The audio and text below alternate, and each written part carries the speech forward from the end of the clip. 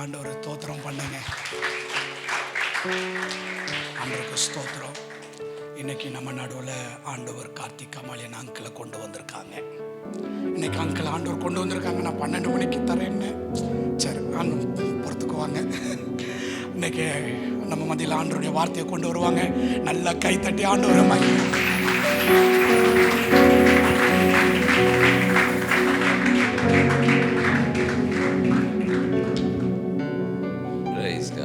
கண்களை மூடுவோம், கர்த்தரை நோக்கி பார்க்கலாம். உமக்கு ஸ்தோத்திரம் ஆண்டவரே, நீங்க நல்லவரப்பா. வயலை திறந்து அப்பாவுக்கு நன்றி சொல்லுங்கப்பா. கர்த்தருக்கு ஸ்தோத்திரம். இதுவரை நடத்தின எபனேசரே உமக்கு நன்றி. ஹல்லேலூயா, ஹல்லேலூயா, ஹல்லேலூயா, ஹல்லேலூயா, ஹல்லேலூயா. உமக்கு நன்றி. இதுவரை நன்மை செய்தவர் இனிமேலா தீமை செய்வார். இதுவரை நன்மை செய்தவர் இனிமேலா தீமை செய்வார். இதுவரை நன்மை செய்தவர் இனிமேலா தீமை செய்வார். பரிபூர்ண ஜீவன் நீர் பராக்கிரமமே, ஜோதிகளின் பிதாவே மனம் இறங்கும். பரிபூர்ண ஜீவன் நீர் பராக்கிரமமே, ஜோதிகளின் பிதாவே மனம் இறங்கும். என் ஜெபமெல்லாம் ஜெயமாக மாறும். என் காத்திருப்போ ஒரு நாளும் வீணாகாது. வறண்ட நிலம் நீரூற்றாய் மாறும். பெரும் மழை பெய்திடும் நேரம் மீது என் துதியெல்லாம் ஜெயமாக மாறும். என் காத்திருப்போ ஒரு நாளும் வீணாகாது. வெற்றிடுவோம் விசுவாசத்தா. இழந்ததையும் ரெட்டிப்பாக நான் நினைப்பதற்கும் வேண்டுவதற்கும் மேலாய் மேலா நன்மை செய்வா. நான் வெட்கப்பட்ட நாட்களுக்கு ஈடாய் நன்மை செய்வா. பரிபூர்ண ஜீவன் நீர் பராக்கிரமமே, ஜோதிகளின் நன்றிப்பா. பரிபூர்ண ஜீவன் நீர் பராக்கிரமமே, ஜோதிகளின் பிதாவே மனம் இறங்கும். இதுவரை நன்மை செய்தவர் இனிமேலா தீமை செய்வார். சொல்லுங்கப்பா. இதுவரை நன்மை செய்தவர் இனிமேலா தீமை செய்வார். இதுவரை நன்மை செய்தவர் இனிமேலா தீமை செய்வார். இதுவரை நன்மை செய்தவர் இனிமேலா இனிமேலா இனிமேலா இனிமேலா. இதுவரை ரமசகதனா உரமலரியம் தரலகதனா. இதுவரை இதுவரை இதுவரை அன்றையும் அவருடைய தீர்மானத்தின்படி அழைக்கப்பட்டவர்களால் தேவனிடத்தில் அன்பு கூறுகிற பிள்ளைகளுக்கு சகலமும் நன்மைக்கு ஏதுவாக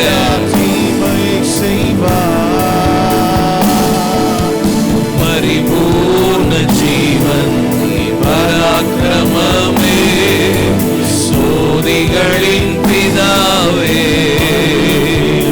மனம்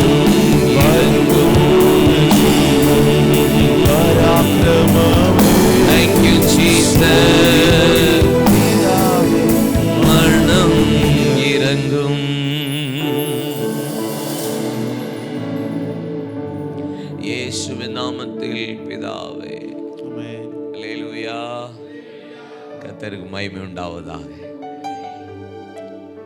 அவர் என் அங்கிள் ரொம்ப டூ மச். ஆமென். அவர் ஜீன்ஸ் பேண்ட்லாம் போட்டு வந்திருக்காரு. ஒரு தம்ஸ் அப்பாவது போடலப்பா. யூத் பாய். ஆமென். கர்த்தருக்கு மகிமை. சங்கீதம் 110:3 விடிய காலத்தில் பிறக்கும் பணிக்கு சமமான ஒரு யவன சந்ததியை கர்த்தர் இந்த கடைசி காலத்தில் எழுப்புறதற்காக ஒரு பெரிய பாரத்தோட தாகத்தோட, எத்தனை பேர் வந்தாலும் பரவாயில்ல, எப்படியாவது எழும்பிரட்டும் என்கிற ஒரு பெரிய நோக்கத்தோட என் அன்பு சகோதரர் ஜான்சன் அவர்கள் எடுக்கிற முயற்சிக்காக கர்த்தருக்கு ஸ்தோத்திரம். அவரை நான் வாழ்த்துறேன். ரொம்ப நன்றி. மேடையில் இருக்கிற எல்லா ஐயாவுக்காக ஸ்தோத்திரம், தம்பிக்காக உங்கள் எல்லாருக்கும் என்னுடைய அன்பின் வாழ்த்துக்கள். எல்லாம் கும்பிடுங்கடா. அதெல்லாம் பழகணும்ப்பா. கர்த்தருக்கு மகிமை. நான் சகோதரன்ட்ட சொன்னது, எனக்கு டேட்டே இல்லையே இந்த வருஷம். அவர் அந்த டேட்டுன்னு ஒரு டேட்டும் இல்லை, லீவ் டேட்டு இல்லை, கேப்பு காலையில் இருக்குது. ஏதாவது செய்கிறீங்களான்னு ஒரு 15 நாளுக்குள்ளே வேகமாக அனௌன்ஸ்மெண்ட்லாம் கொடுத்து உங்களை கூட்டியிருக்காரு. நீங்கள் வந்திருக்கிறது பெரிய சந்தோஷம், பெரிய மகிழ்ச்சி. கர்த்தருக்கு மகிமை. இந்த கடைசி காலத்துக்கு உங்களை தான் ஆண்டவர் நம்பி இருக்கிறார். இல்லை, உங்களை தான் ரொம்ப நம்பி இருக்கிறார். ஜான் வெஸ்லியாக இருக்கட்டும், பில்லி கிரஹாம் மரிக்கிறதுக்கு முன்னாடி அவர் அடிக்கடி சொல்கிறதா இருக்கட்டும், ஒரு 10 வாலிபர்கள் இருந்தாலே போதும் எனக்கு. ஆமேன். அடிக்கடி சொல்கிறார், ஒரு 10 வாலிபர்கள், 10 வாலிப செல்வங்கள் இருந்தால் போதும், நான் உலகத்தை அசைச்சிருவேன். உங்கள் ஸ்ட்ரென்த் உங்களுக்கு தெரியாது. வாலிப பிள்ளைகள், தம்பிமா தங்கச்சிமா இருக்கேன், பிள்ளைகளுக்கு சொல்கிறேன், உங்கள் ஸ்ட்ரென்த்து உங்களுக்கு தெரியாது. உங்கள் ஸ்ட்ரென்த்து வேறு லெவல் ஸ்ட்ரென்த்து. அதனால தான் வாலிப நாட்கள் அதிகமான ஒரு போராட்டங்களும் சூழ்நிலைகளும் வருது. ஒரு பாட்டு பாடலாமா? ஏன் ஸ்ட்ரென்த்துக்கு, இது ஏன் ஸ்ட்ரென்த்துக்கு நான் பாடுறேன். என்னப்பா? ஆமாம், காலையில் 5 மணிக்கு தான் நான் தூங்கினேன், படுக்கவே போனேன். நைட் ப்ரேயர் பிரசங்கம் பண்ணிவிட்டு உங்கள் கூட நிற்கிறேன். அதனால் ஒரு பாட்டு பாடலாமா? இந்த பாட்டு தெரியுமா உங்களுக்கு? பரிபூரணமானவரே, பரலோகத்தின் அதிபதியே,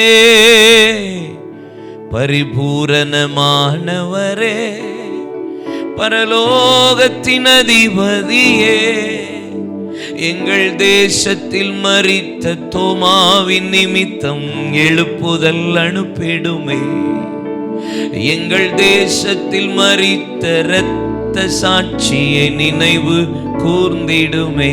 பலமா? பரிபூரணமானவரே, பரலோகத்தின் அதிபதியே, கமா பரிபூரணமானவரே. நல்லா தட்டணும். எங்கள் தேசத்தில் மரித்த தோமாவின் நிமித்தம் எழுப்புதல் அனுப்பிடுமே, எங்கள் தேசத்தில் மரித்த இரத்த சாட்சியை நினைவு கூர்ந்திடும். One more time பாடலாமா? பரிபூரணரே, பரலோகத்தின் அதிபதியே, பரிபூரணமானவரே, பரலோகத்தின் அதிபதியே, எங்கள் தேசத்தில் மரித்த தோமாவின் நிமித்தம் எழுப்புதல் அனுப்பிடுமே, எங்கள் தேசத்தில் மரித்த இரத்த சாட்சியை நினைவு ஊற்றிடுமே, ஊற்றிடுமே, ஜப ஆவியை ஊற்றிடுமே, இறங்கட்டுமே, இறங்கட்டுமே, ஜப அபிஷேக தைலங்கள் இறங்கட்டுமே, நிரப்பட்டுமே, நிரப்பட்டுமே, பரிசுத்த பாத்திரமாய் நிரப்பட்டுமே, மாற்றிடுமே, மாற்றிடுமே, ஜப அஸ்திரமாய் என்னை மாற்றிடுமே, பரிபூரணமானவரே, பரலோகத்தின் அதிபதியே. பாடுங்களேன். பரிபூரண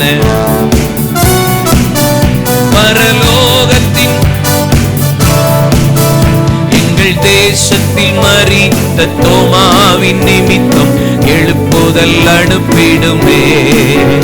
எங்கள் தேசத்தில் மரித்த இரத்த சாட்சியை நினைவு கூர்ந்திடுமே.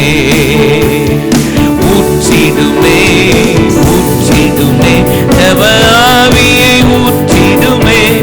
Price God. ஊற்றிடுமே ஊற்றிடுமே ஜெப ஆவியை ஊற்றிடுமே. இறங்கட்டுமே இறங்கட்டுமே ஜெப அபிஷேக தைலங்கள் இறங்கட்டுமே. நிரப்பட்டுமே நிரப்பட்டுமே பரிசுத்த பாத்திரமாய் நிரப்பட்டுமே. மாற்றிடுமே மாற்றிடுமே ஜெப அஸ்திரமாய் என்னை மாற்றிடுமே. பரிபூரண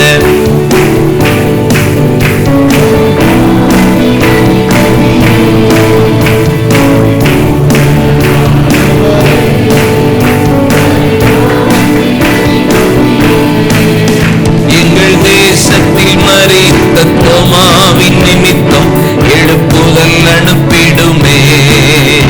எங்கள் தேசத்தில் மரித்த இரத்த சாட்சியை நினைவு கூர்ந்திடுமே.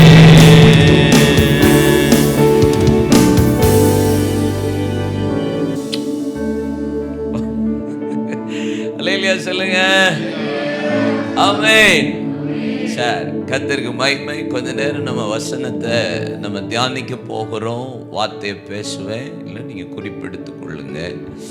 கொஞ்ச நேரம் நம்ம ஜெபமும் பண்ண போகிறோம். ஆமென் சொல்லுங்க. ஆமென். தேவ நாமம் இந்த நாளில் மகிமைப்படட்டும். நல்ல ஒரு கருப்பொருள், ஒரு தீம், கனி தரும் செடி என்கிற ஒரு வார்த்தை. ஒரு 3 வேத பகுதியை உங்களுக்கு முன்பாக வைக்கிறேன். Take your Bible. நீங்கள் உங்கள் பைபிளை எடுத்து அந்த பகுதியை நீங்கள் பார்த்தீங்கன்னா தான் உங்களுக்கு கொஞ்சம் விளங்கும், நல்லாவும் இருக்கும். சரியாப்பா? எடுத்துக்கொள்ளுங்க. ஏசியா தீர்க்க தரிசன புஸ்தகம் 5ஆம் அதிகாரம் அதனுடைய 2லிருந்து 7 வசனங்களை உங்கள் கண்களுக்கு முன்பாக வைத்து கொள்ளுங்கள். அதே போல் நீங்கள் எழுதவும் செய்யணும், பைபிளை பார்க்கவும் செய்யணும். இல்லை, இதெல்லாம் சைமல்டேனியஸில் நடந்தால் தான் நல்லாயிருக்கும். எழுதணும், குறிப்பெடுத்துக்கணும், அதே மாதிரி பைபிள் வசனத்தை பார்க்கணும். லூக்கா 13ஆம் அதிகாரம். ஆமென். லூக்கா 13ஆம் அதிகாரம் அதனுடைய 6ஆம் வசனத்தில் இருந்து ஆமென் 8ஆம் வசனம் வரைக்கும் நீங்கள் குறித்து வைத்துக் கொள்ளுங்க. உங்கள் கண்களுக்கு முன்னாடி குறித்து வைத்துக் கொள்ளுங்க. சரியா? கர்த்தருக்கு மகிமை உண்டாவதாக. சங்கீதம் 80ஆம் சங்கீதம் 80ல் 3 வேத பகுதி சொன்னேன். 80 சங்கீதம் 80ல் 8லிருந்து 12 வசனம். 8லிருந்து 12 வசனம். இந்த 3 வேத பகுதியிலையும் 13ஆம் அதிகாரத்தில் இயேசு ஒரு உவமை சொல்லுகிறார். ஒரு அத்திமரத்தை கண்டார். அதில் ஒரு கனியும் காணாதபடிக்கு, ஒன்றையும் காணாதபடினால அந்த அத்திமரத்தை அவர் சபித்தார் என்று வேதம் சொல்லுகிறது. கனி ஒன்றும் இல்லாதபடினால. இல்லை, அப்படித்தானே இருக்கு 13ஆம் அதிகாரத்தில். நீங்கள் 80ஆம் அதிகாரத்தில் 8ஆம் வசனத்திலிருந்து வாசித்து பார்த்தா வேதம் சொல்லுகிறது, ஆண்டவர் ஒரு திராட்சை செடியை கொண்டு வந்து நட்டினார் அப்படின்னு இருக்கு. சத்துருக்கள் எல்லாம் விரட்டி நட்டினார். அது மிகவும் வளர்ந்தது, அது படர்ந்தது, அது கேதுரு மரங்களையும் மூடி போட்டு பலனை கொடுத்து நிழல் கொடுத்தது அப்படின்னு போட்டிருக்கு. ஆனா ஒன் டே வேதம் சொல்கிறது, அதை வெயிட் பண்ணி பார்த்தாரு. அது ஒரு நாள் ஆண்டவர் பலன் கிடைக்கும்னு எதிர்பார்த்தார். ஆனால் சொல்றது, நானே அதை பிடுங்கி போட்டேன், அதை பன்றிகளை மேய விட்டேன் அப்படிங்கிற. பன்றிகளை மேய விட்டேன், நானே வேலையை எடுத்து போட்டேன் அப்படின்னு சொல்றார். ஏசியா தீர்க்க தரிசன புஸ்தகம் 5ஆம் அதிகாரம் 2ஆம் வசனத்தில் வாசிச்சா, ஆண்டவரும் ஒரு நற்குறை திராட்சை செடியை நான் நட்டினேன், அது இஸ்ரவேல் வம்சமே, அதுவும் பலன் கொடுக்கும் என்று நான் பார்த்தேன், அது கொடுக்கல, நானே அதை குலைத்து போட்டேன், அதை பிய்த்து போட்டேன், வேலையை எடுத்து போட்டேன். ஏன் ஆண்டவரை காத்துட்டு இருந்தீங்க, ஏன் இதெல்லாம் செஞ்சீங்கன்னு பார்த்தா கனி கிடக்குன்னு பார்த்தேன், கனி இல்லை. அதுக்கு பதிலாக நான் காத்திருந்த போது கனி அல்ல, கொடுமையும் என்னவா இருக்கு.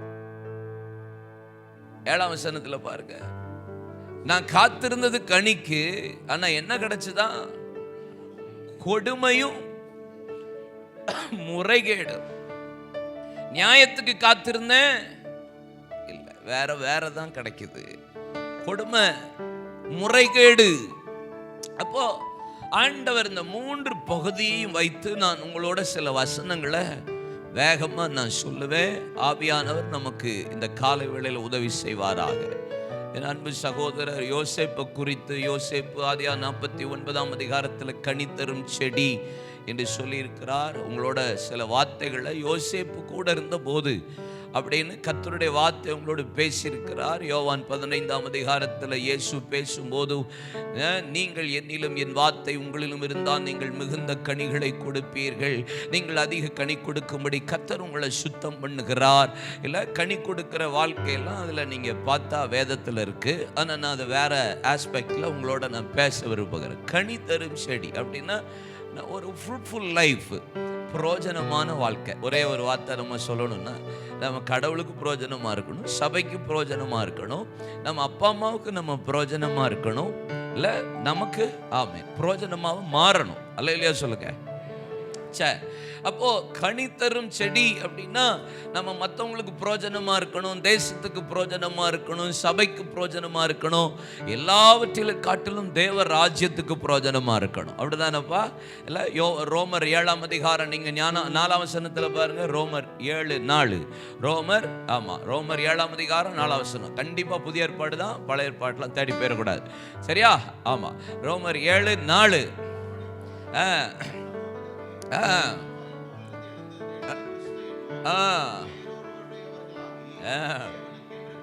எப்படி? தேவனுக்கென்று கனி கொடுக்கிறவர்களாகி. யாருக்கு கொடுக்கணுமா?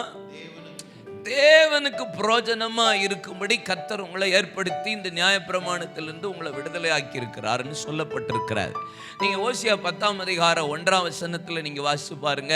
வேத வசனம் சொல்லுகிறது, இஸ்ரவேலே அது தனக்குத்தானே கனி கொடுக்குது. எப்படி?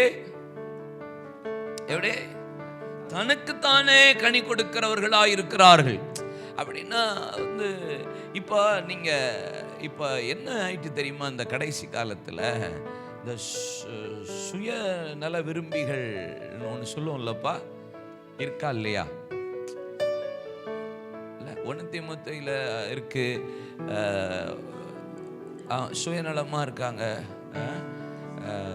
தற்பிரியர்னு ஒன்று இருக்குல்லடா, இருக்கா? பணப்பெரியர். 1 தீமோத்தேயு 3ஆம் அதிகாரம் நினைக்கிறேன். தற்பிரியர், பணப்பெரியர் அப்படிலாம் ஒரு வசனம் இருக்குல்லடா, இருக்குல்லப்பா. ஒரு பெரிய லிஸ்ட் இருக்கு, இப்படிப்பட்டவர்களை விட்டு விலகணும். இன்னைக்கு நீங்க மேக்சிமம் பாருங்களேன், எப்படி ஆயிட்டாங்க மக்கள். இன்னைக்கு மேக்சிமம் பார்த்துருக்கியா? எங்க அம்மாவுக்கு 79 முடிஞ்சு 80 இப்போ வரப்போகுது. ஜூலை 15th 80 years ஆக போகுது. ஏன்டா செல்போன் வாங்கி கொடுத்தேன் இருக்கு எங்க அம்மாவுக்கு. அவளை பட்டன் ஃபோன் வச்சு செல்ஃபோனை வசனம்லாம் ஆடியோவில் கேட்டுகிட்டே இருப்பாங்க. இப்பயும் கேட்குறாங்க. ஆனால் அந்த டச்சு ஃபோனு வாங்கி கொடுத்ததுலேருந்து 2017 நினைக்கிறேன், 16 வாங்கி கொடுத்துட்டேன். ஒரு நாள் பர்த்டே கிஃப்ட் ஜாலியாக என்ஜாய் பண்ணிட்டோமேன்னு கொடுத்தது தான் தாமதம். எங்கள் அப்பா 17 இறந்து போனார், மே மாதம். எங்கள் அப்பாவும் எங்கள் அம்மாவும் 2 பேரும். இப்போ எங்கள் ஐயா போய் சேர்ந்தாச்சு, எங்கள் அம்மா விட மாட்டேங்காங்களே.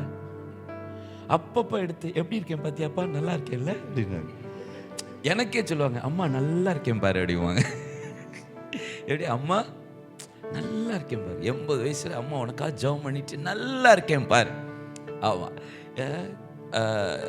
கிளவிகளுக்கு இப்படி ஆகிப்போச்சு பாருங்க. உங்களுக்கு கிளவி, எனக்கு அம்மா. இல்லை, இன்னைக்கு தற்பிரியர் தனக்குத்தானே ஆசை இல்லை, அப்படி ட்ரெஸ்ஸை போட்டு பார்த்துக்கிறது, கண்ணாடியை போட்டு பார்த்துக்கிறது, நாமளே ரசிக்கிற விஷயம் அதிகமாக இருக்கு என்று சொல்லுகிறவர்கள் நீங்களாம் ரொம்ப நல்லவங்களால இல்லை, நாமளே ரொம்ப ரசிக்க ஆரம்பிச்சிட்டோமா இல்லையா? சொல்லுங்கப்பா. பி ஃப்ராங்க், மெசேஜ் மாதிரி இல்லை, சும்மா பி ஃப்ராங்காக பேசுவோம், ரிலாக்ஸாக பேசலாம், ஒன்றுமே பேச. நாமளே அதிகமாக ரசிக்க ஆரம்பிச்சிட்டோமா இல்லையா? உண்மை தானே? செல்ஃபி எடுத்து பார்த்துக்கிறோம், அந்த செல்ஃபியை தான் ப்ரொஃபைல் ஃபோட்டோ வேறு வச்சுக்கிறோம். அது நமக்கு நல்லாவே தெரியுது, அந்த ஃபில்ட்ரு போட்டு தான் எடுத்திருக்கோம். அவன் ஒரு நாள் ஒரு பையன் வந்து ஒரு மீட்டிங்கில் வந்து என்ன வந்து ஃபோட்டோ எடுத்துட்டான். இப்போ வந்து என்ற ஜெபம் பண்ணுற ஆட்களை விட செல்ஃபி எடுக்கிறவர்கள் தான் அதிகம். மீட்டிங் ஸ்பாட்டில் ஜெபம் பண்ணுறதை காட்டிலும் செல்ஃபி எடுக்கிற கூட்டம் தான் ஜாஸ்தி ஆயிடுச்சு. விரும்புகிறாங்க, அதே நேரம் ஃபோட்டோ எடுத்துக்கணுங்கிற ஆசைப்படுறாங்க. அப்படி போட்டுட்டு today I am with Karthika மேலியலன் in Kovai IMCA in youth meeting அப்படின்ட்டு போட்டுறாங்க. எல்லாம் இப்படி லைவ்லாகவே இருக்காங்க, எல்லாமே எப்போ பார்த்தா லைவில் இருக்காங்க. வீட்டை திறந்து காட்டுறானுங்க. இல்லை லாஸ்ட்டாக நார்த் இந்தியாவில் ஒரு லேடி தெரியுமா உங்களுக்கு, நகையெல்லாம் முன்னாடி வச்சு பயங்கரமாக போட்டு அடுத்த நாள் திருடிட்டு போயிட்டான். அடுத்த நாள் அந்த அம்மா போலீஸ் ஸ்டேஷனில் அழுதுட்டு இருக்கு. உனக்கு எதுக்கு தேவையாது? இப்போ எல்லாமே லைவ் தான். இப்போ வாலண்டியராகவே ஸ்டேட்டஸ் வச்சு நான் வீட்டை விட்டு கிளம்புறேன், வீட்டை பூட்டிட்டேன், ரைட்டு. இது யாருக்கு அலாட்டு தெரியுமா? இல்லை நான் கிளம்பிட்டேன் எங்க டூருக்கு கிளம்பிட்டேன், வீட்டை பூட்டிட்டேன், நீ வரலாம் வந்து திருடலான்ற மாதிரி. இல்லை அப்படி தானே இருக்கு. நீ யூடியூப் நீ மேக்ஸிமம் பாருங்கள், ஸ்டேட்டஸ் ஃபுல்லாக இருந்தால் ஆன் தி வேல இருக்கும், இங்கே நிற்கிறோம், இங்கே சாப்பிடுக்கிறோம், இங்கே உட்காரோம். டாய்லெட்குள்ளே போகிறது மட்டும்தான் விட்டான், தோத்துறோம். மற்றபடி ஸ்விம்மிங் பூலில் குளிக்கிறது, ஃபால்ஸில் குளிக்கிறத கூட போட்டுறான். இல்லை எல்லாமே ஓப்பனாக ஆயிடுச்சு இல்லைப்பா. எல்லாம் அந்த பிரியம் அதிகமாயிட்டே இருக்குல்ல. நம்ம இப்படி இருக்கோம்னு தங்களை காட்டிக்கொண்டே இருக்கிற பிரியம் அதிகமாயிட்டா இல்லையா? சொல்லுங்கடா. ஆமாம். அப்படி நான் ஒரு நாள் நம்மளை ஒரு வந்து அங்கிள் ஃபோட்டோன்னா ரைட்டுன்னு ஃபோட்டோ எடுத்தாச்சு. எடுத்துகிட்டு கொஞ்ச நேரம் கழித்து சரியாக விழலை அப்படின்னா இன்னொரு ஃபோட்டோ. சரி வாடா அந்த ஃபோட்டோ காட்டு அப்படின்னு காட்டினா எனக்கே என்னை நம்ப முடியவில்லை, என் கண்களை என்னால் நம்ப முடியவில்லை. ஏன்னா நான் வெள்ளைக்கார மாதிரி இருக்கேன்பா. நம்ம கலர் நமக்கு தெரியுமா இல்லையாடா தம்பி? நம்ம ஒரிஜினல் கலர் என்னன்னு தெரியுமா இல்லையாடா? என்ன எடுத்திருக்கான், என் லிப்ஸ் எல்லாம் ரோஸ் கலரில் இருக்குப்பா. எனக்கு அது என்ன ஃபில்டராடா? ஃபில்ட்ரு தானே, ரோஸ் கலரில் என்ன போட்டிருக்கான்டா பாவி, என்னடா இது அப்படின்னு. எனக்கும் என்ன கொஞ்சம் பிடிச்சி போச்சு. இப்படி தானே நம்ம பார்த்துக்க முடியும் நம்ம கலரை, ஃபில்டர் போட்டு. இல்லை இன்னைக்கு மேக்சிமம் எப்படி ஆயிட்டு தெரியுமா? நமக்கு நாமே கனி கொடுக்கிற, நமக்கு நாமே நம்மளை சந்தோஷப்படுத்துகிற, நமக்கு நாமே என்ஜாய் பண்ணி இப்படி நமக்கு பிரயோஜனமாகவே வாழுகிறோமே தவிர ராஜ்யத்துக்கோ தேசத்துக்கோ கடவுளுக்கோ நம்ம பிரயோஜனமாக இல்லை. ஆண்டவர் வந்து இஸ்ரவேல் ஜனங்களை எகிப்து தேசத்தின் அடிமைத்தனத்திலிருந்து பாலும் தேனும் ஓடுகிற தேசத்துக்கு கர்த்தர் சிறையிருப்பை மாற்றி தான் கொண்டு போறார். ஒருத்தனை விடுதலையாக்குறார், ஒரு பாவத்திலிருந்து சாபத்திலிருந்து. ஆமேன். வாக்குத்தத்தத்தை சுதந்திரிக்க முடியாம கூனி குறுகி இருக்கிற ஒரு வாழ்க்கையில் இருக்கிறவனை கர்த்தர் விடுதலையாக்கி அந்த திராட்சை செடியை தான் சொல்றாரு, நான் பிடுங்கி நான் நல்ல ஒரு இடத்துல கொண்டு போய் நாட்டினேன். அது இஸ்ரவேல் வம்சமே. ஆனா நானும் வெயிட் பண்ணி பார்க்கிறேன், இவங்களுக்கு அற்புதம் செஞ்சேன், சுகத்தை கொடுத்தேன், விடுதலையை கொடுத்தேன். இல்லை வனாந்தரத்தில் வழி உண்டாக்கினேன், வந்தரவில் ஆறு உண்டாக்கினேன், மேக ஸ்தம்பம் அக்கினி ஸ்தம்பம் மன்னாவினால் போஷித்தேன், காடையினால போஷித்தேன், கண்மலையில் நீரூற்று உண்டாக்கினேன், மாறாவின் தண்ணீரை மதுரமாக மாற்றினேன், வஸ்திரம் பழமையாகல, பாதரச்சின் அறந்து போகல, காண்டாமிருகத்துக்கு ஒத்த பலனை கொடுக்கிறார், செங்கடலை பிளந்தார், யோர்தானை பிரித்தார், எரிகோ விளப்பணினார், சூரியன் சந்திரன் தரித்து நின்றது, 31 ராஜா 7 ஜாதி. இவ்வளோ காரியத்தை என் பிள்ளைகளுக்கு செஞ்சுருக்கேன். படிக்க வச்சேன், ட்ரெஸ் கொடுக்க வச்சேன், நல்ல அப்பா அம்மாவை கொடுத்தேன், நல்ல வீடு கொடுத்தேன், நல்ல படிப்பு கொடுத்துருக்கிறேன், நல்ல சுகத்தை கொடுத்துருக்கிறேன், எல்லாத்தையும் செஞ்சுருக்கிறேன். என் பிள்ளைகளை விடுதலை ஆக்கி நான் கொண்டு போய் நாட்டினேன். ஆனால் நல்ல கனியை கொடுக்கும் என்று எதிர்பார்த்தேன், ஆனால் அதுவோ கனி கொடுக்கவில்லை. அப்படி வேதம் சொல்லுகிறது. நல்லா வளர்ந்தது, பெருசானது, படர்ந்தது, கேதுரு மரங்களை மூடி போட்டது, நிழல்களால் நிரம்பியது. அப்படி இருந்த போதிலும் நான் எதிர்பார்த்திருந்தது, காத்திருந்தது கனிக்காக. ஆனா அது கனி கொடுக்கல. அது எல்லாம் முறைகேடும் முறைபாடும் கொடுமையுமா தான் இருக்கு. ஆண்டவர் எக்ஸ்பெக்டேஷன், எனக்கு நீ பிரயோஜனமா இருப்பியா, எனக்கு நீ ஏதாவது ஒரு விதத்துல பிரயோஜனமா இருப்பியான்னு எக்ஸ்பெக்ட் பண்ணிட்டே இருக்கிறாரு. ஆனா ஆண்டவர் சொல்றாரு, எல்லாமே முறைப்பாடு, எல்லாமே எனக்கு நான் காத்திருந்தது ஒண்ணு, கிடைச்சது ஒண்ணு. எக்ஸ்பெக்டேஷன் வேற. ஆண்டவர் எதிர்பார்த்துட்டே இருக்கிறார். பல நாட்களாய், பல வருடமாய் என்கிட்ட கர்த்தர் ஒரு விதத்தில் எதிர்பார்ப்பா, ஜான்சன் பிரதர்ட்ட எதிர்ப்பு, தேவ மனுஷர்கள்ட்ட ஒவ்வொரு டைப்பா, ஒவ்வொரு விதத்தில் தேவன் எதிர்பார்த்துட்டே இருப்பா. இன்னைக்கு இந்த காலை வேளையில் இந்த பராக்கிரமசாலியின் வாலிபர் கூடுகையில், இயேசுவின் ஆறுதல் ஊழியம் நடத்துகிற இந்த கூடுகையில் ஆண்டவர் ஒரு எதிர்பார்ப்போட கர்த்தர் வந்து ஏதாவது கிடைக்குமா, ஏதாவது வருமா, ஏதாவது ரிப்ளை இருக்குமா, ஏதாவது ரெஸ்பான்ஸ் இருக்குமா, இந்த வருஷமாவது ஆண்டவர் இந்த பிள்ளைகளை எனக்காக பிரயோஜனமா பயன்படுத்துவாங்களா, படிப்பை, வாலிபத்தை, தங்களுடைய நாட்களை, தங்களுடைய பலத்தை, தங்களுடைய தாளந்தை, தங்களுடைய அறிவை, தங்களுடைய குடும்ப காரியத்தை எனக்கு ஆசீர்வாதமா மாற்றுவார்களான்னு ஆண்டவர் எதிர்பார்த்து கொண்டே இருக்கிறார். ஆனா ஒரு பலனும் இல்லை. அதனாலதான் வேதம் சொல்லுகிறது, நானே வேலியை எடுத்து போட்டேன், நானே பன்றிகளை மேய விட்டேன், நானே காட்டுக்கழுதைகளை உள்ளே அனுப்பினேன். ஏன் ஆண்டவரை இப்படி செஞ்சிட்டீங்க? ஏன் நீங்க தானே வச்சீங்க, நீங்க தானே பாதுகாத்தீங்க, நீங்க தானே ஆசீர்வதித்தீங்க, நீங்க தானே படிக்க வச்சீங்க, நீங்க தானே இதுவரைக்கும் நடத்திட்டு இருக்கீங்க, நீங்களே இதை செய்றீங்க. ஏன்னா நான் எதிர்பார்த்தது என்கிட்ட இல்ல. ஆண்டவர் எக்ஸ்பெக்டேஷன் வந்து இந்த காலகட்டத்தில் ரொம்ப அதிகமாயிட்டு. ரொம்ப வந்து நான் எப்படி பார்க்குறேன் தெரியுமாப்பா, பார்த்துட்டே இருப்பார், பார்த்துட்டே ஒரு சர்டன் பீரியட் வரைக்கும் பார்த்துக்கிட்டே இருப்பார். அந்த பீரியடு முடிஞ்சதுக்கப்புறம் கர்த்தர் ரிலாக்ஸாக விட்டுட்டார், கண்டுக்காமல் விட்டுட்டாருன்னு வச்சுக்கோங்களேன், ரொம்ப கஷ்டம். கண்டுக்காமல் விட்டுட்டாங்கன்னா ரொம்ப ரொம்ப ரொம்ப ரொம்ப ரொம்ப கஷ்டம். நமக்கு அப்பப்போ அடி விழுது, அப்பப்போ பிரச்சனை வருது, அப்பப்போ போராட்டம் வருது, அப்பப்போ ஏதாவது கஷ்டங்கள் வருதுன்னா நீங்கள் கரெக்டாக கர்த்தருடைய செட்டையில் இருக்கீங்கன்னு அர்த்தம். மறந்துடக்கூடாது. அல்லேலூயா சொல்லுங்க. இல்லை ஒரு பாட்டு இப்படி இருக்குல்ல, பள்ளத்தின் நடுவில் நான் நடந்தே, அச்சத்தின் உச்சத்தை பார்த்தே, ஒளியில்லா இருளில் நான் நடந்தே, இயேசுவில்லா வாழ்வை நான் வெறுத்தே, உடைத்தீ உருவாக்கி நீ சிட்சித்தீ, சீர்படுத்தி நீர் புடமிட்டி, புதிதாக்கி நீர் பிரித்தீ, பிரியாதிருந்தீ, எனக்கு நீருண்டு, கலங்கின நேரத்தில் உம் கரம் என்னை நடத்தியதே. எனக்கு நீருண்டு, கலங்கின நேரத்தில் உம் கரம் என்னை நடத்தியதே. இப்போ 13ஆம் அதிகாரத்தில் என்ன சொல்லப்பட்டிருக்கு? ஒரு திராட்சை தோட்டத்தில் வந்து அத்திமரத்தை கொண்டு வந்து கர்த்தர் நட்டினாராம். எப்படி? ஏன்னா திராட்சை செடிங்கிறது இஸ்ரவேல் வம்சத்தை குறிக்கிறது, நம்ம ஆவிக்குரிய இஸ்ரவேல்கள் தான். ஆனால் ஒரு அத்திமரத்தை கொண்டு போய் நட்டினார் அப்படின்னா என்ன அர்த்தம்?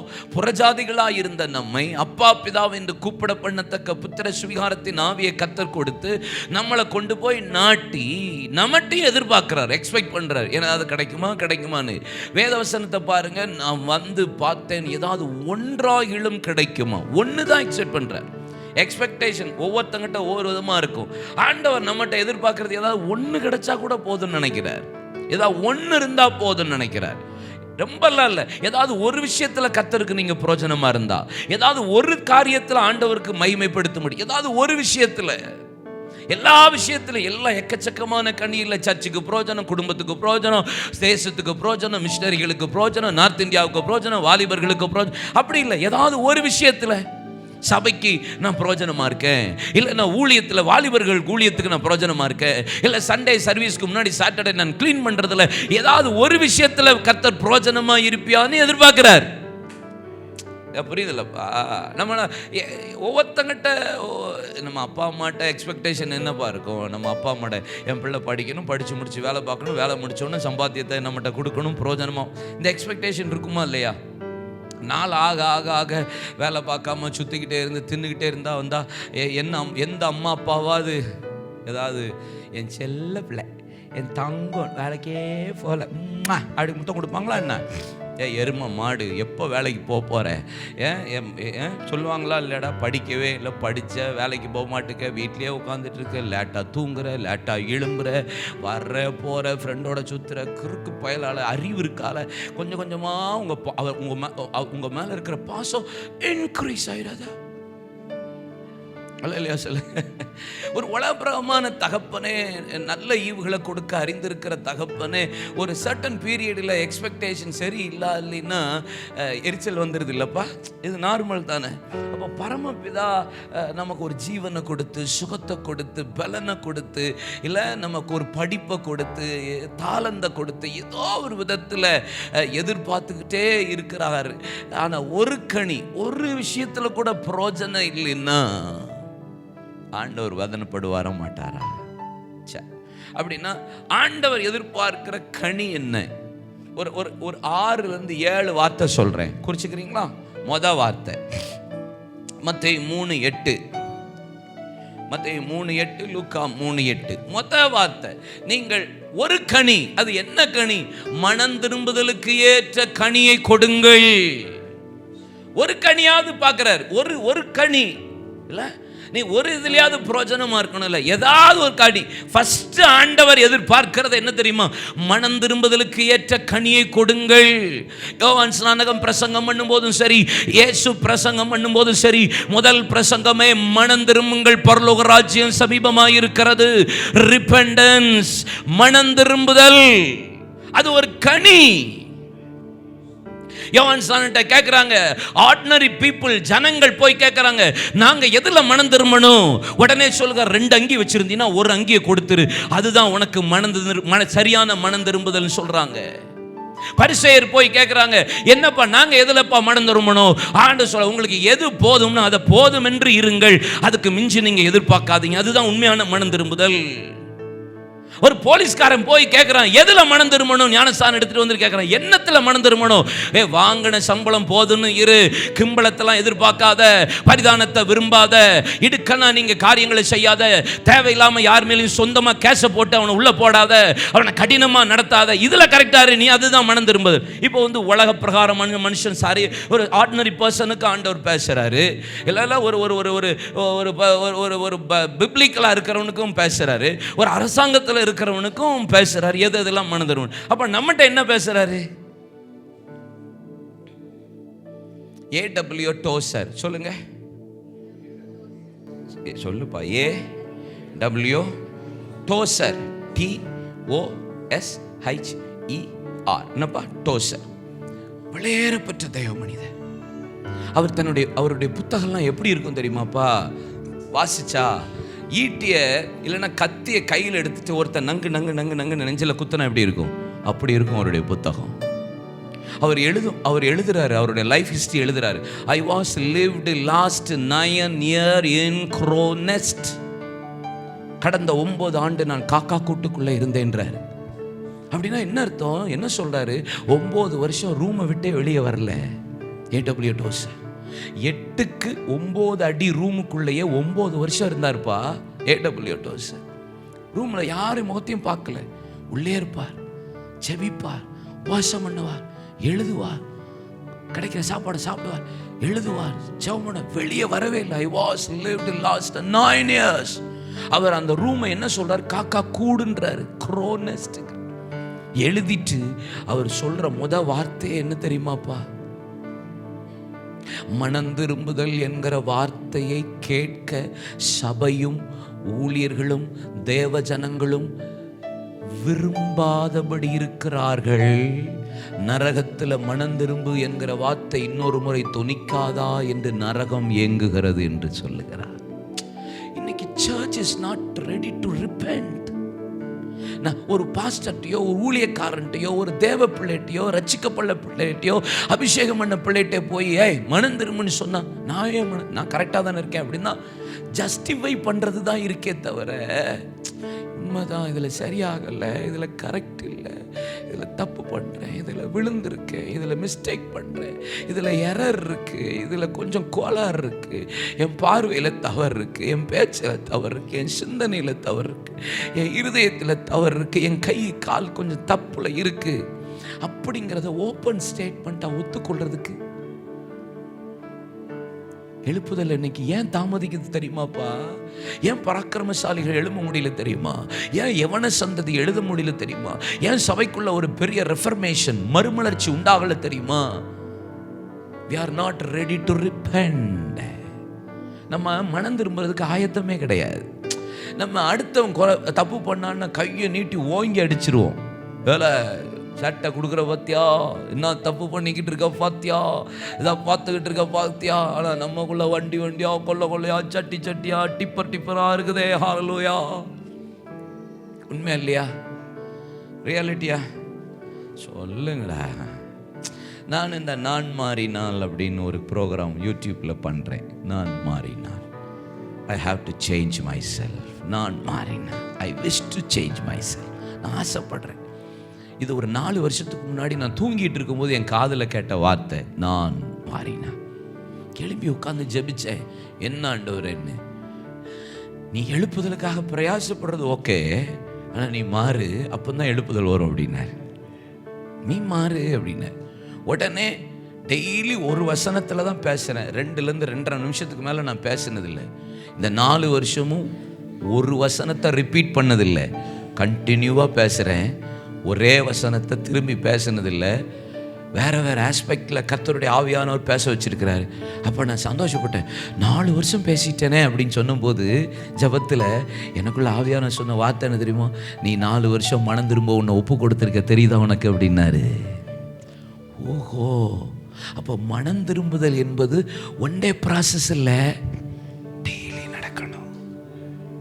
டெய்லி.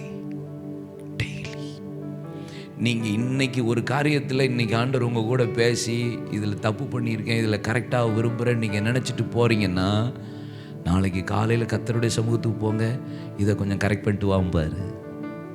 அதை முடிச்சுட்டு நீங்கள் போங்க, அடுத்த நாள் அதை கரெக்ட் பண்ணும்பார். சீரியஸ்பா. நமக்கு சில நேரம் மனம் திரும்புதல் என்பது நான் ஒரு காலத்தில் எப்படி தெரியுமாடா, எனக்கு தெரியலப்பா, ஆரம்ப ஊழியத்தில் நான் செயின் போட்டிருப்பேன், பிரேஸ்லெட் போட்டிருப்பேன், 2 மோதிரம் போட்டிருப்பேன், இன் பண்ணியிருப்பேன். அதுக்காக இன் பண்ணுறது தப்புன்னு நான் சொல்ல மாட்டேன், நகை போடுறது தப்பு. I am not against jewels, I am not against colour dress, I am not against இன் பண்ணுறதுக்கோ ஷூ போடுறதுக்கோ அகெயின்ஸ்ட் கிடையாது. நான் எப்படி இருக்கிறேன்னு இருந்தேன்னு சொல்கிறேன். இப்படி தான் இருப்பேன். அப்போது இதை தப்புன்னே எனக்கு தெரியாது. தப்புன்னு நான் சொல்ல வரல. நான் இப்படி சட்டையை இப்படி திறந்து போட்டு தான் பிரசங்கம் பண்ணுவேன். என் ஓல்டு மெசேஜை நீங்கள் பார்த்தா தெரியும். 2006 10க்குள்ளே நீங்கள் பார்த்தீங்கன்னா இப்படி சட்டையை திறந்து போட்டு தான் பிரசங்கம் பண்ணியிருக்கேன். 12-13 கூட சில வீடியோ இருக்குது. இப்படி சட்டை திறந்து போட்டிருப்பேன். செயின் கூட தெரியும் உங்களுக்கு, மோதிரம் கையில் இருக்கும், ஷூ போட்டு தான் பிரசங்கம் பண்ணுவேன். பேரின்பு பெருவிழாலேயே பப்ளிக் மீட்டிங்கில் 5000 8000 10,000 பேர் இருப்பாங்க, அப்படி தான் பேசுவேன். என்கிட்ட ஒரு வாலிபன் ஒரு நாள் நான் மெசேஜை முடிச்சுட்டு இறங்குறேன், என்ன மெசேஜ் டாப்புனேன் அப்படின்னா என்கிட்ட. அப்படியாப்பா, கர்த்தர் மகிமை அப்படின்னு. இந்த சட்டை பட்டனை மட்டும் போட்டிருந்துருக்கலாம் நீங்கள் அப்படின்னா பாருங்க. இப்படியே சொன்னான்டா. இறங்கி வந்த மெசேஜ் சூப்பர்ண்ணே அப்படின்னா. என்னன்னா மெசேஜில் நான் காம்ப்ரமைஸ் பண்ணதே கிடையாது. நான் மெசேஜ்னா கட் அண்ட் ரைட்டாக பேசுகிற ஆள் தானே அப்போலேருந்து இப்போ வரைக்கும். ஆனால் நான் அதில் கரெக்டாக இருக்கேன்னு நினச்சிட்டு பிரசங்கத்தில் சூப்பர்னு ஓடிட்டேன். அவன் சட்டப்பட்டனை மட்டும் போட்டிருக்கலான்னு அப்படின்னா பாருங்க, எனக்கு ஒரு மாதிரி இருந்துச்சு. ஓட முடியாதியா போயா அப்படின்ட்டேன். இப்படி தெனாவிட்டா பேசிட்டேன். போய் தேவ சமூகத்தில் உட்காந்தேன். இருதயத்தில் சமாதானம் ஒட்டச்சார்.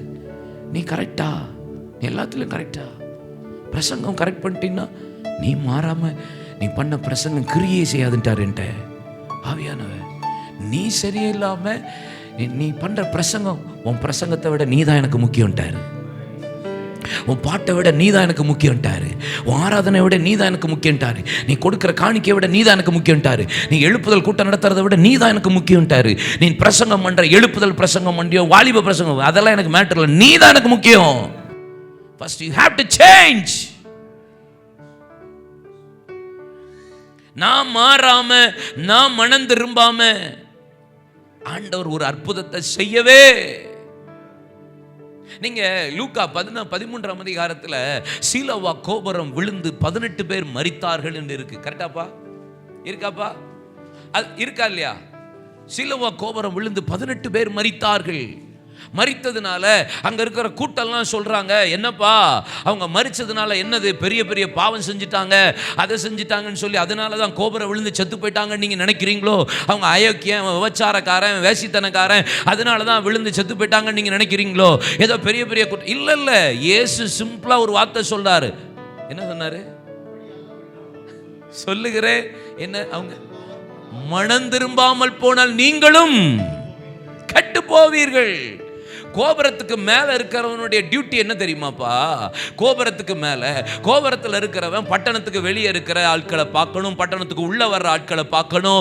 ஆமென். சத்துரு வந்தா பார்க்கணும், யுத்தம் வந்தா பார்க்கணும், இரவும் பகலும் கிரயம் செலுத்தணும், தூங்காம நிக்கணும்.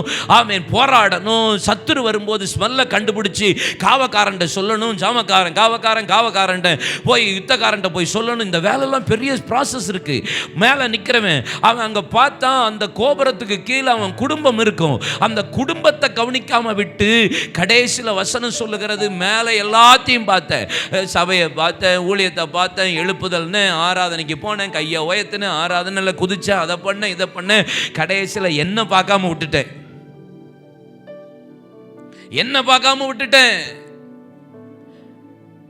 இன்னைக்கு ஏன் ஆண்டவர் வந்து இந்த வேலையை பிடுங்கினார்? ஏன் பண்ணி கூட்டத்தை உள்ள அனுப்பினார்? ஏன் இதை உழுது போட்டார்? ஏன் தேவையில்லாத காட்டு கழுதைகளை அனுப்பி விட்டு இதை எல்லாத்தையும் ஒன்றும் இல்லாமல் பண்ணிட்டீங்க? ஏன்னா நான் காத்துக்கிட்டு இருந்தது எதுக்கு? கனி கொடுப்பார்கள் என்று. ஆனால் கிடைச்சதெல்லாம் முறைப்பாடு, கிடைச்சதெல்லாம் கொடுமை.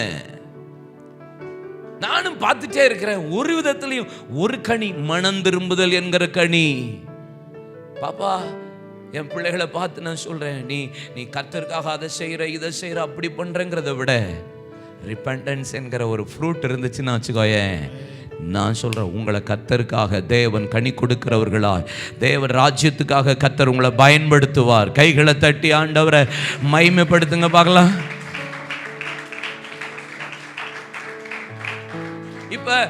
இப்ப சீலோவா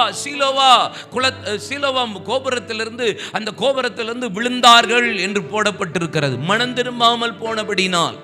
அப்படின்னா விழுந்த எதுல இருந்து விழுந்தார்கள்? நம்ம எதுல இருந்து விழுந்திருக்கோம், எதுல மனம் திரும்பணுங்கிறத யோசிக்கணும். ஆமென் சொல்லுங்க. வெளிப்படுத்தின விசேஷம் 2ஆம் அதிகாரத்தில் நீங்க வாசிச்சு பார்த்தீங்கன்னா, ஒரு சர்ச்சை பார்த்து சொல்றார், நீ ஆதியில் இருந்த அன்பை விட்டா என்று உன் பேர்ல எனக்கு ஒரு குறை உண்டு. என்ன நிலைமையிலிருந்து நீ விழுந்தா என்பதை நினைத்து நீ மனம் திரும்புவாயானால். அப்ப நான் விழுந்தது எங்க இருந்து விழுந்துட்ட? ஆதியில் இருந்த அன்பில் இருந்து விழுந்துட்ட. நீ இன்னைக்கு மனம் திரும்பி ஆகணும். ஆதியில ரட்சிக்கப்பட்ட போதில் இருந்த அன்பு, ஆமென், இயேசுவை ஏற்றுக்கொண்ட போதில் இருந்த அன்பு, அபிஷேகம் பெற்ற போது இருந்த அன்பு, ஆவியானவர் உங்களை நிரப்பின போது இருந்த அன்பு, தேவ ஊழியக்காரர் உங்களோட பிரசங்கம் பண்ணின போது அந்த வசனத்தை கேட்ட முதல் நேரமே என்ன பிரசங்கம், என்ன பாட்டு, என்ன ஆராதனை, என்ன வார்த்தை, what a glorious God, நான் எழுப்புதலுக்காக செயல்பட போறேன் என்று ஆதியில இருந்தீங்கல்ல. ஆனா what about today? You are low. ஆரம்பத்தில் பயங்கரமா இருக்கிறோம். ஈவன் ஊழியக்காரங்க கூட, ஈவன் சர்ச்சஸ் ஆல்சோ. சபை ஆரம்பத்தில் நல்லா தான் இருக்கு, ஊழியக்காரன் ஆரம்பத்தில் நல்லா தான் இருக்கான், ஊழியம் பார்க்குறவர்கள் நல்லா தான் இருக்கான், ஊழிய குடும்பத்தில் இருக்கிறவங்க நல்லா தான் இருக்கான், தேவ பிள்ளைகளும் நல்லா இருக்கான், கூட்டத்தில் வந்துட்டு போகும்போது நல்லா தான் இருக்கான். ஆனால் ஆரம்பத்தில் ஒப்பு கொடுக்கும் போது நல்லா இருக்கு. ஆண்டவர் சொல்லுகிறான், நீ விழுந்தது எங்க இருந்து தெரியுமா? ஆரம்பத்தில் உள்ள அன்பிலிருந்து விழுந்துட்ட. கோபுரத்திலிருந்து விழுந்தது எது? காரணம், மனம் திரும்பாமல் போனால் நீங்களும் அழிவீர்கள் என்றார். ஆண்டவரை, இந்த காலை வேளையில நான் ஆண்டவருக்கு பிரோஜனமா மீண்டும் ஆதியில் இருந்த அன்புக்கு மீண்டும் திரும்புவேனானா? கர்த்தர் என்னை மீண்டும் கனி கொடுக்கிறவர்களா? கையை தட்டி வாய்களை திறந்து தேவனை மகிமைப்படுத்துவீங்களா?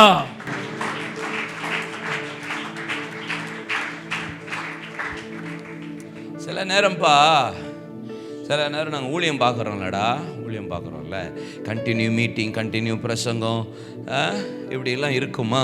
இப்போ பாருங்கள், நான் நைட்டு பேசினேன், இப்போ பேசுகிறேன், சாயந்தரம் பேசுகிறேன், நாளைக்கு காலையில் 2 ஆராதனை. அந்த 2 ஆராதனை பிரசங்கத்தை நான் வியாழக்கிழமையே பிரசங்கத்தெல்லாம் எடுத்து வச்சுட்டு தான் வருவேன். இல்லைன்னா நான் ட்ராவல்லே இருக்கேன்ல, உட்காந்து எனக்கு ஜெபம் டைம் கிடைக்கிற நேரம்லாம் மெசேஜ் எடுத்துருவேன். அப்படி இருப்பேன். ட்ராவலில் திடீர்னு ஆவியான பேசும்போது அதுக்கு ப்ரிப்பேர் பண்ணி உட்காருவேன். இப்போ நான் இன்றைக்கி நைட்டு கிளம்பி 10 மணிக்கு கிளம்புறேன்னா என் வீட்டுக்கு போய் சேரும்போது 2:30 3 மணி ஆகும். போன உடனே தூங்க முடியாது, உட்காந்து முழங்கால் போட்டு ஜெபிக்கணும், உட்காந்து போராடணும். காலையில் ஜெபத்துக்காக திருப்பி ஆவியான ஏதாவது சொன்னார்னா எக்ஸ்ட்ரா எழுத வேண்டியிருக்கும். இப்படியெல்லாம் கரை செலுத்த வேண்டியிருக்கும்.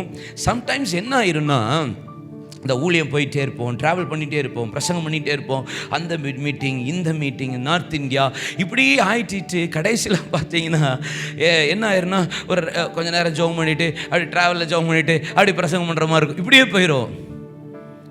எங்களுக்கும் சரி, ஊழியத்துலேயும் சரி, ஊழியக்காரனாகிய எங்கள் வாழ்க்கையிலையும் சரி, ஒவ்வொரு நாளும் புதுப்பிக்காமல் விட்டுட்டோன்னா உங்கள் நிலைமை தான் எங்களுக்கும்.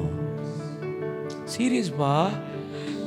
ஒரு நாள் எனக்கு என்ன செஞ்சு விட்டாருன்னா, ஒரு நாள் இப்படி தான் ரொம்ப அலைஞ்சேன், எக்ஸ்ட்ரீம் லெவல் அலைச்சல் ஆகிட்டு, அங்கே ஓடி இங்கே ஓடி கடைசியில் பார்த்தா திருவண்ணாமலையில் 12 hours ஃபாஸ்டிங் ப்ரேயர் பிரசங்கம் பண்ணிட்டு வர உடம்பெல்லாம் ஒரு மாதிரி பண்ணுது.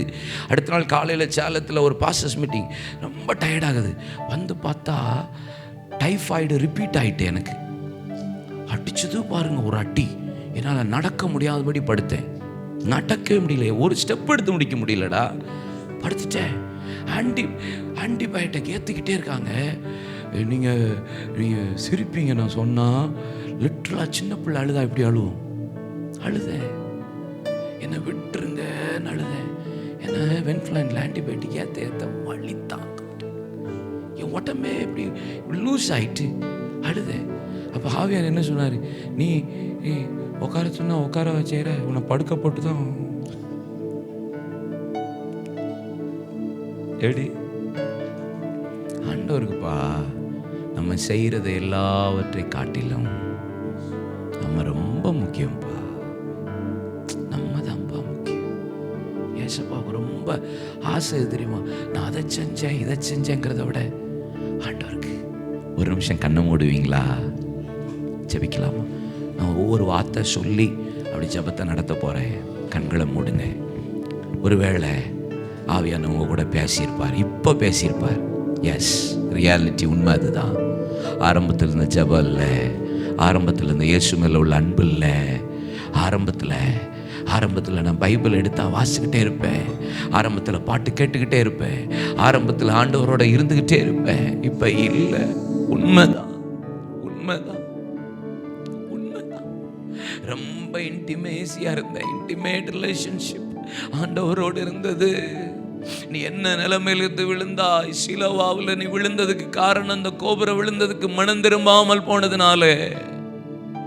ஏதோ ஒரு விஷயம் இல்லை. ஆண்டவர் இந்த காலை வேளையில், இந்த பகல் வேளையில் ஆண்டவர் உங்களை கனி கொடுக்கிறவர்களாய், உங்களுக்கு நீங்களே கனி கொடுக்கிறவர்களாய் அல்ல, தேவனுக்கென்று கனி கொடுக்கிறவர்களாய் உங்களை மாற்ற தேவன் விரும்புகிறா. இந்த வேளையில் ஆவியானவர் உங்களோட பேசுவார்னா, ஆண்டவரே நான் உண்மையா நான் மனம் திரும்ப விரும்புகிறேன், சில காரியத்தில் நான் தூர இருக்கிறேன், சில உலக அன்பு எனக்குள்ள வந்துட்டு, உலக நேசம் என்னை பற்றி பிடிச்சிருச்சு ஆண்டவரே, சில விஷயத்தில் பொருள் மேல நேசம் வந்துருச்சு, சில காரியத்தில் எனக்கு இப்படி பிடிச்சு இழுக்குது. உண்மைதான். வேதம் சொல்லுகிறது 1 தீமோத்தேயு 4:10 தேமா இப்பிரபஞ்சத்தின் மீது ஆசை வைத்து என்னை விட்டு பிரிந்து போயிட்டா. ஆரம்பத்தில் சிறைச்சாலையில் என் கூட தான் இருந்தான். கொலோசே பட்டணத்துக்கு சிறைச்சாலையிலிருந்து வாழ்த்து சொன்னா, எபேசு பட்டணத்துக்கு வாழ்த்து சொன்னா, தெசலோனிக்கே பட்டணத்துக்கு வாழ்த்து சொன்னா. ஆனா இப்ப சிறைச்சாலையை விட்டு விடுதலை வந்துருச்சு. ஆண்டவர் அவனை கொண்டு போயிட்டாரு. இப்ப பார்த்தா உலகம் அவனை பிடிச்சு இழுத்துருச்சு. அதிலிருந்து அன்பை விட்டுட்டான். பார்த்தேமா, இந்த உலகத்தின் மீது ஆசை வைத்து என்னை விட்டு பிரிந்து போயிட்டான்.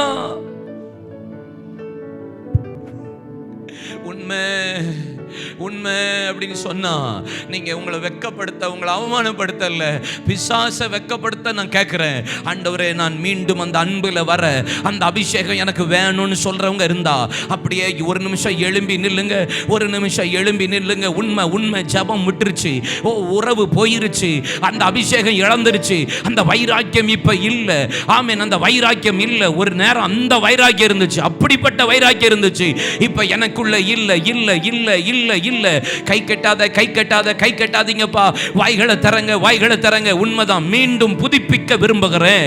மீண்டும் இன்ன நிலைமையிலிருந்து விழுந்தேன் என்பதை அறிந்து மீண்டும் அந்த கனியை கொடுக்க போறேன். மனம் திரும்புதலுக்கு ஏற்ற கனியை கொடுக்க போறேன். மனம் திரும்புதலுக்கு ஏற்ற கனியை கொடுக்க போறேன். மனம் திரும்புதலுக்கு ஏற்ற கனியை கொடுக்க போறேன். ஆண்டவரே, திரும்ப திரும்ப திரும்ப திரும்ப திரும்ப எனக்கு அந்த அன்பை தாங்க, அந்த ஆதியில் இருக்கிற அந்த அபிஷேகத்தை தாங்க, அந்த வல்லமையை தாங்க, அந்த கிருபையை தாங்க. வாயை திறந்து கேளுங்க, வாயை திறந்து கேளுங்க. ஆண்டவரே, மனம் திரும்ப, மனம் திரும்ப, மனம் திரும்ப அந்த கிருபை, அந்த அபிஷேகம். வாயை திறங்க, வாயை திறங்க, வாய்களை திறங்க, கைகளை தட்டி வாய்களை திறந்து கேளுங்க. ஆண்டவரே, எனக்கு வேணும், மீண்டும் மீண்டும் அந்த அபிஷேகம் வேணும். கை தட்டு, வாயை தர, உங்களை உற்சாகப்படுத்தி ஆவியில பலப்படுங்க, பலப்படுங்க. உண்மை உண்மை உண்மை. ஆவியானவர் என்கிட்ட பேசிக்கிட்டே இருக்கிறார். ஆவியானவர் என்கிட்ட இடைப்பட்டுக்கிட்டே இருக்கிறார். ஆரம்பத்தில் இந்த ஜபத்தை விட்டுட்டேன், ஆரம்பத்தில் இந்த அபிஷேகத்தை விட்டுட்டேன், ஆரம்பத்தில் இந்த கிருபையை விட்டுட்டேன், ஆரம்பத்தில் இந்த ஊழியத்தை விட்டுட்டேன், ஆரம்பத்தில் இந்த வைராக்கியத்தை விட்டுட்டேன், ஆரம்பத்தில் அதிகாலையில எழும்பதை விட்டுட்டேன், ஆரம்பத்தில் ஆண்டவரே ராக்காலத்தில் எழும்பி ஜெபிப்பை விட்டுட்டேன், ஆரம்பத்தில் கிராம ஊழியத்துக்கு போனேன், ஆரம்பத்தில் ஃப்ரெண்ட்ஸோட போன ஊழியத்துக்கு, ஆரம்பத்தில் சபையோட ஊழியத்துக்கு போனேன், ஆரம்பத்தில் பாஸ்டரோட துணை நின்றேன், ஆரம்பத்தில் பல வேலை பெருக்கினேன், கூட்டினேன், தூத்தேன், தொளிச்சேன், ஆண்டவரை சேர் எடுத்து போட்டேன், பாத்ரூம் கழுவுனேன். இப்ப இல்ல, இப்ப ஓடுறேன் ஓடுறேன் ஓடுறேன், சபையை விட்டு ஓடுறேன், ஊழியத்தை விட்டு ஓடுறேன், ஊழியக்காரங்களை பார்த்தா ஓடுறேன், ஏதாவது நோட்டீஸ் கொடுத்தா ஓடுறேன். இல்ல இல்ல, திரும்ப திரும்ப திரும்ப திரும்ப கை தட்டு, கை தட்டு, வாயை தர, வாயை தர, வாயை தர, வாயை தர. கேளு கேளு கேளு, கிருபை கிருபை கிருபை.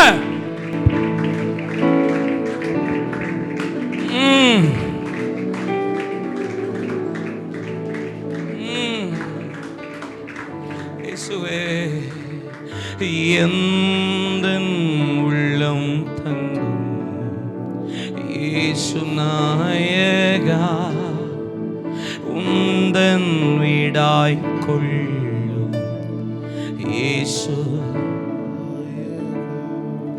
இயேசு நாயகா, இயேசு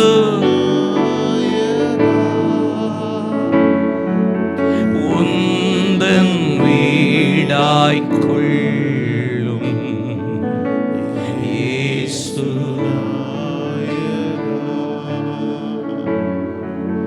மாம்ச கிரியை போக்கும் இயேசு நாயகா, குழந்தை உள்ளம் ஆக்கும் இயேசு, கை உயர்த்தி இயேசு நாயகா சொல்லுங்களேன். இயேசு குழந்தை உள்ளம் தாரும் ஆண்டவரே, குழந்தை உள்ளம்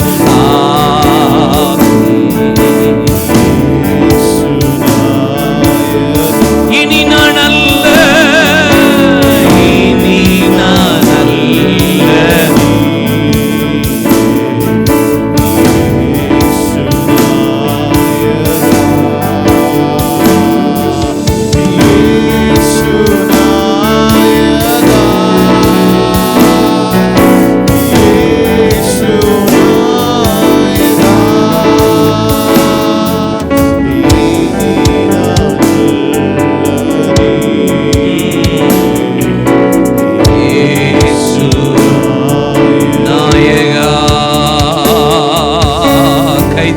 அப்பாவை ஆண்டவரே, ஆண்டவரே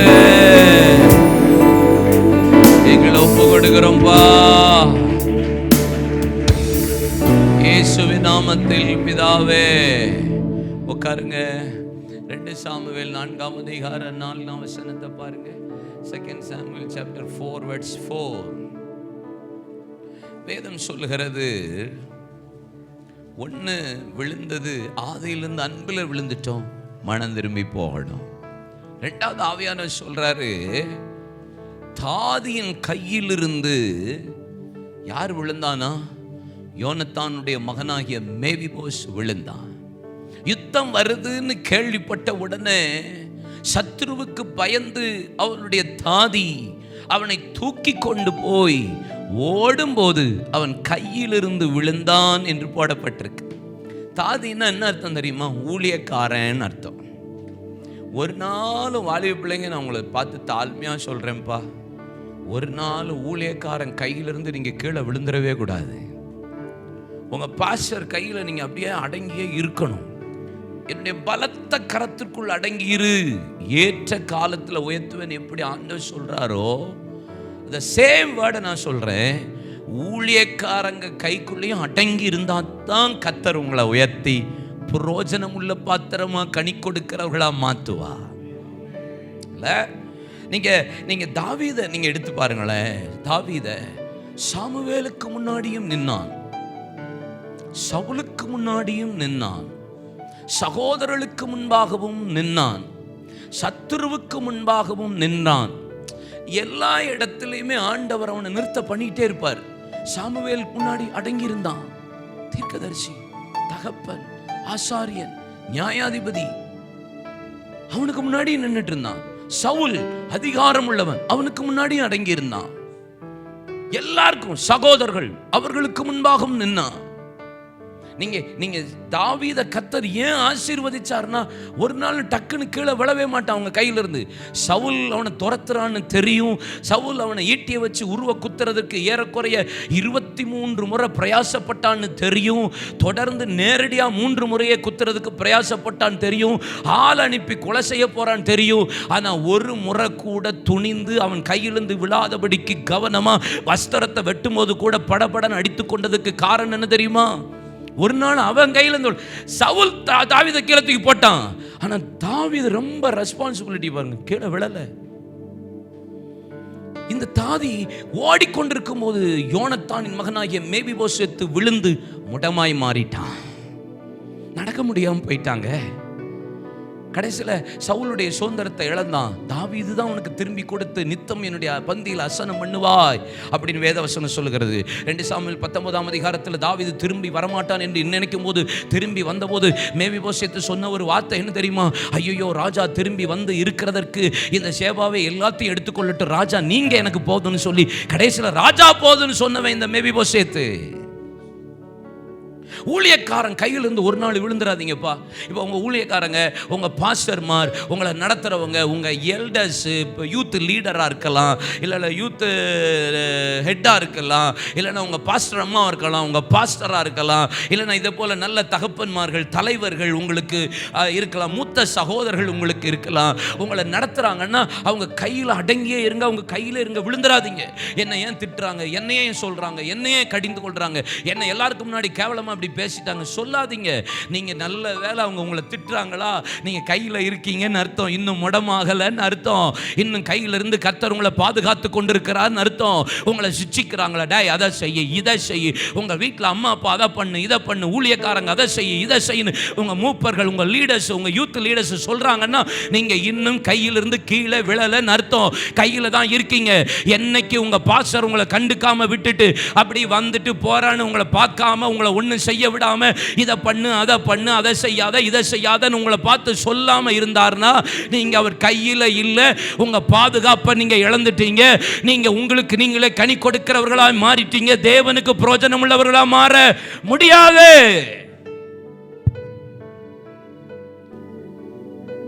அடங்கி இருக்கணுமா இல்லையப்பா?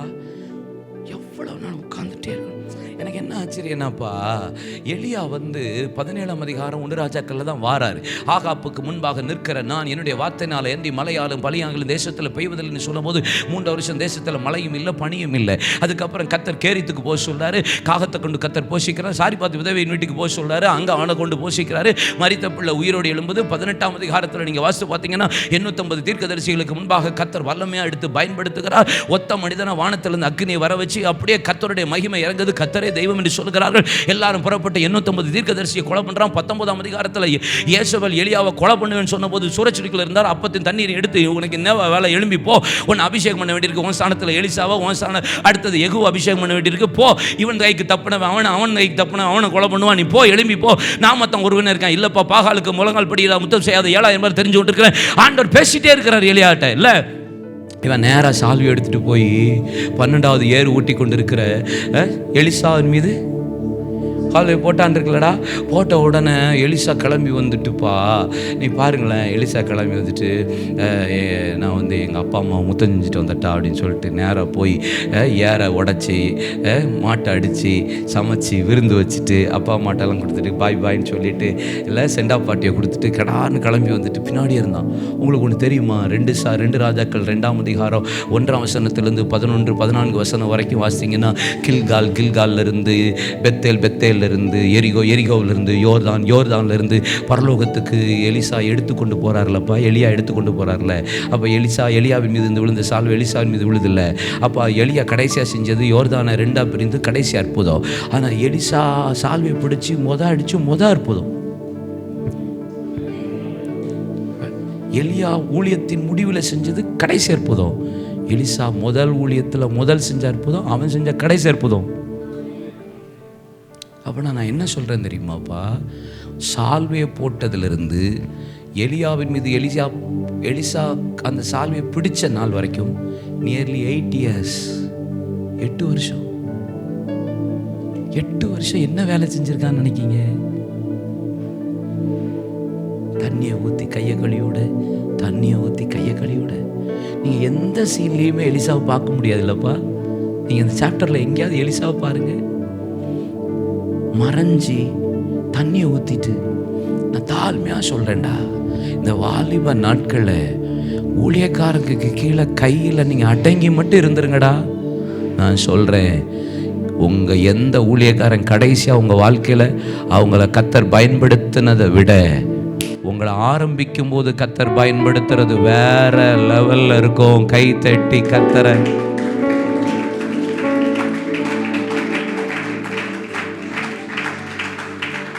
ஹல்லேலூயா புரிஞ்சுக்கோங்க. அவன் கடைசியா செஞ்சான் 8 வருஷம் தண்ணியை கைக்கு மட்டும் தண்ணியை ஊத்திட்டு அடங்கி இருந்திருக்கிறானே. 8 வருஷம் மறைஞ்சே இருக்கிறானே. எலிசா எலியாவிற்கு கையிலேயே அடங்கி இருக்கிறான். யோசிக்கணும். நம்ம கேயாசி எலிசா கையில அடங்கி இருக்கல. நம்மால் இந்த வந்துட்டேன்னு இடையில பூந்து போயிட்டு வந்தார், முடிஞ்சிட்டு மோழி முடிஞ்சிருச்சு. கையிலே இருந்திருந்தாருன்னா நீங்க யோசிச்சு பாருங்க. எலிசா எப்பயாவது சூனேமுக்கு போன போது அந்த கணம் பொருந்திய ஸ்திரீட்ட பேசுறது எலிசா ஒரு நேரமும் பேசியிருக்க மாட்டார். கேயாசியை அனுப்பி தான் கேயாசி கேயாசி தான் பேசுவார். கேயாசி தான் அற்புதம் செய்வார். கேயாசி தான் எல்லாமே நடக்கும். ஆனால் இடையில ஒரு நேரம் நாகமானின் குஷ்டரோகத்தை நீக்கும்படி கர்த்தர் ஆண்டவர் எலிசா வந்து நாகமான்ட்ட சொல்லி நீ மாற்ற சொன்னார். இவன் போகிற வழியில பின்னாடியே போய் மாற்று வசரத்தை வெள்ளியும் தாளந்து பொண்ணையும் வாங்கிட்டு வீட்டில் வந்து கூடாரத்தில் ஒளிச்சு வச்சா நாகமானின் குஷ்டரோகம் உனக்கு பிடித்தது. அடங்கி இருக்கல, இடையிலே பூந்து போயிட்டான். பல வேலை இருக்கு. இன்னைக்கு பாஸ்டருக்கு கீழே அடங்கி இருக்க பிடிக்கல, இடையிலேயே பூந்து போயிடுறான். ஆசீர்வாத உபதேசத்துக்கு நேரா மாற்று வஸ்திரம் கிடைக்குது, வெள்ளி கிடைக்குது, பொண்ணு கிடைக்குது, இல்லை காரு கிடைக்குது, விட்டா ஃப்ளைட்டே கிடைக்குதும்மா. உங்கள் ஊரில் ரொம்ப சொல்லுவான். உங்கள் ஊர் ரொம்ப டேஞ்சரான ஊராகி போயிட்டே இருக்குப்பா. நீங்கள் ரொம்ப கவனமாக இருக்கணும். உங்கள் பாஸ்டர் என்ன சொல்கிறாங்களோ அதை கேட்கணும்டா. புரியுதாப்பா? உங்கள் சர்ச்சில் இருக்கீங்கன்னா உங்கள் ஊழியக்காரங்க உங்களை எப்படி நடத்துவாங்களோ அதை நடத்துறதுக்கு ஒப்பு கொடுத்துடணும். தப்போ ரைட்டும் தலையை ஆட்டிட்டு போயிட்டே இருக்கணும். இல்லை, எரேமியா தீர்க்க தரிசன புஸ்தகம் 50ஆம் அதிகாரம் 8ஆம் வசனத்தில் சொல்லுகிறது, சபையில் எப்பொழுதும் முன் நடக்கிற கடாவா, மந்தையில் முன் நடக்கிற கடாவா நீங்கள் இருக்கணுமா? எப்படி இருக்கணுமா? முன்னாடி இருக்கணும். பாஸ்டர் ஒன்று சொல்லிட்டாருன்னா முன்னாடி வந்து செய்கிறதா இருக்கணும். பாஸ்டர் மைக்கை எடுக்க போகிறதுக்கு முன்னாடி நீங்கள் எடுத்து கொடுக்குறவங்களா இருக்கணும். அவர் சேரை தூக்குறதுக்கு முன்னாடி நீங்கள் சேரை தூக்கிட்டு போகிறவர்களா இருக்கணும். ஆமேன்னு சொல்லுங்க. ஆமாம், அப்படி அடங்கி இருந்தீங்கன்னா நான் சொல்லுவேன் உங்களை கர்த்தர் பிரயோஜனம் உள்ளவர்களாக மாற்றுவா. இல்லை கேசிய மாதிரி இடையில அங்கங்கே போயிட்டு வர்றேன். எங்க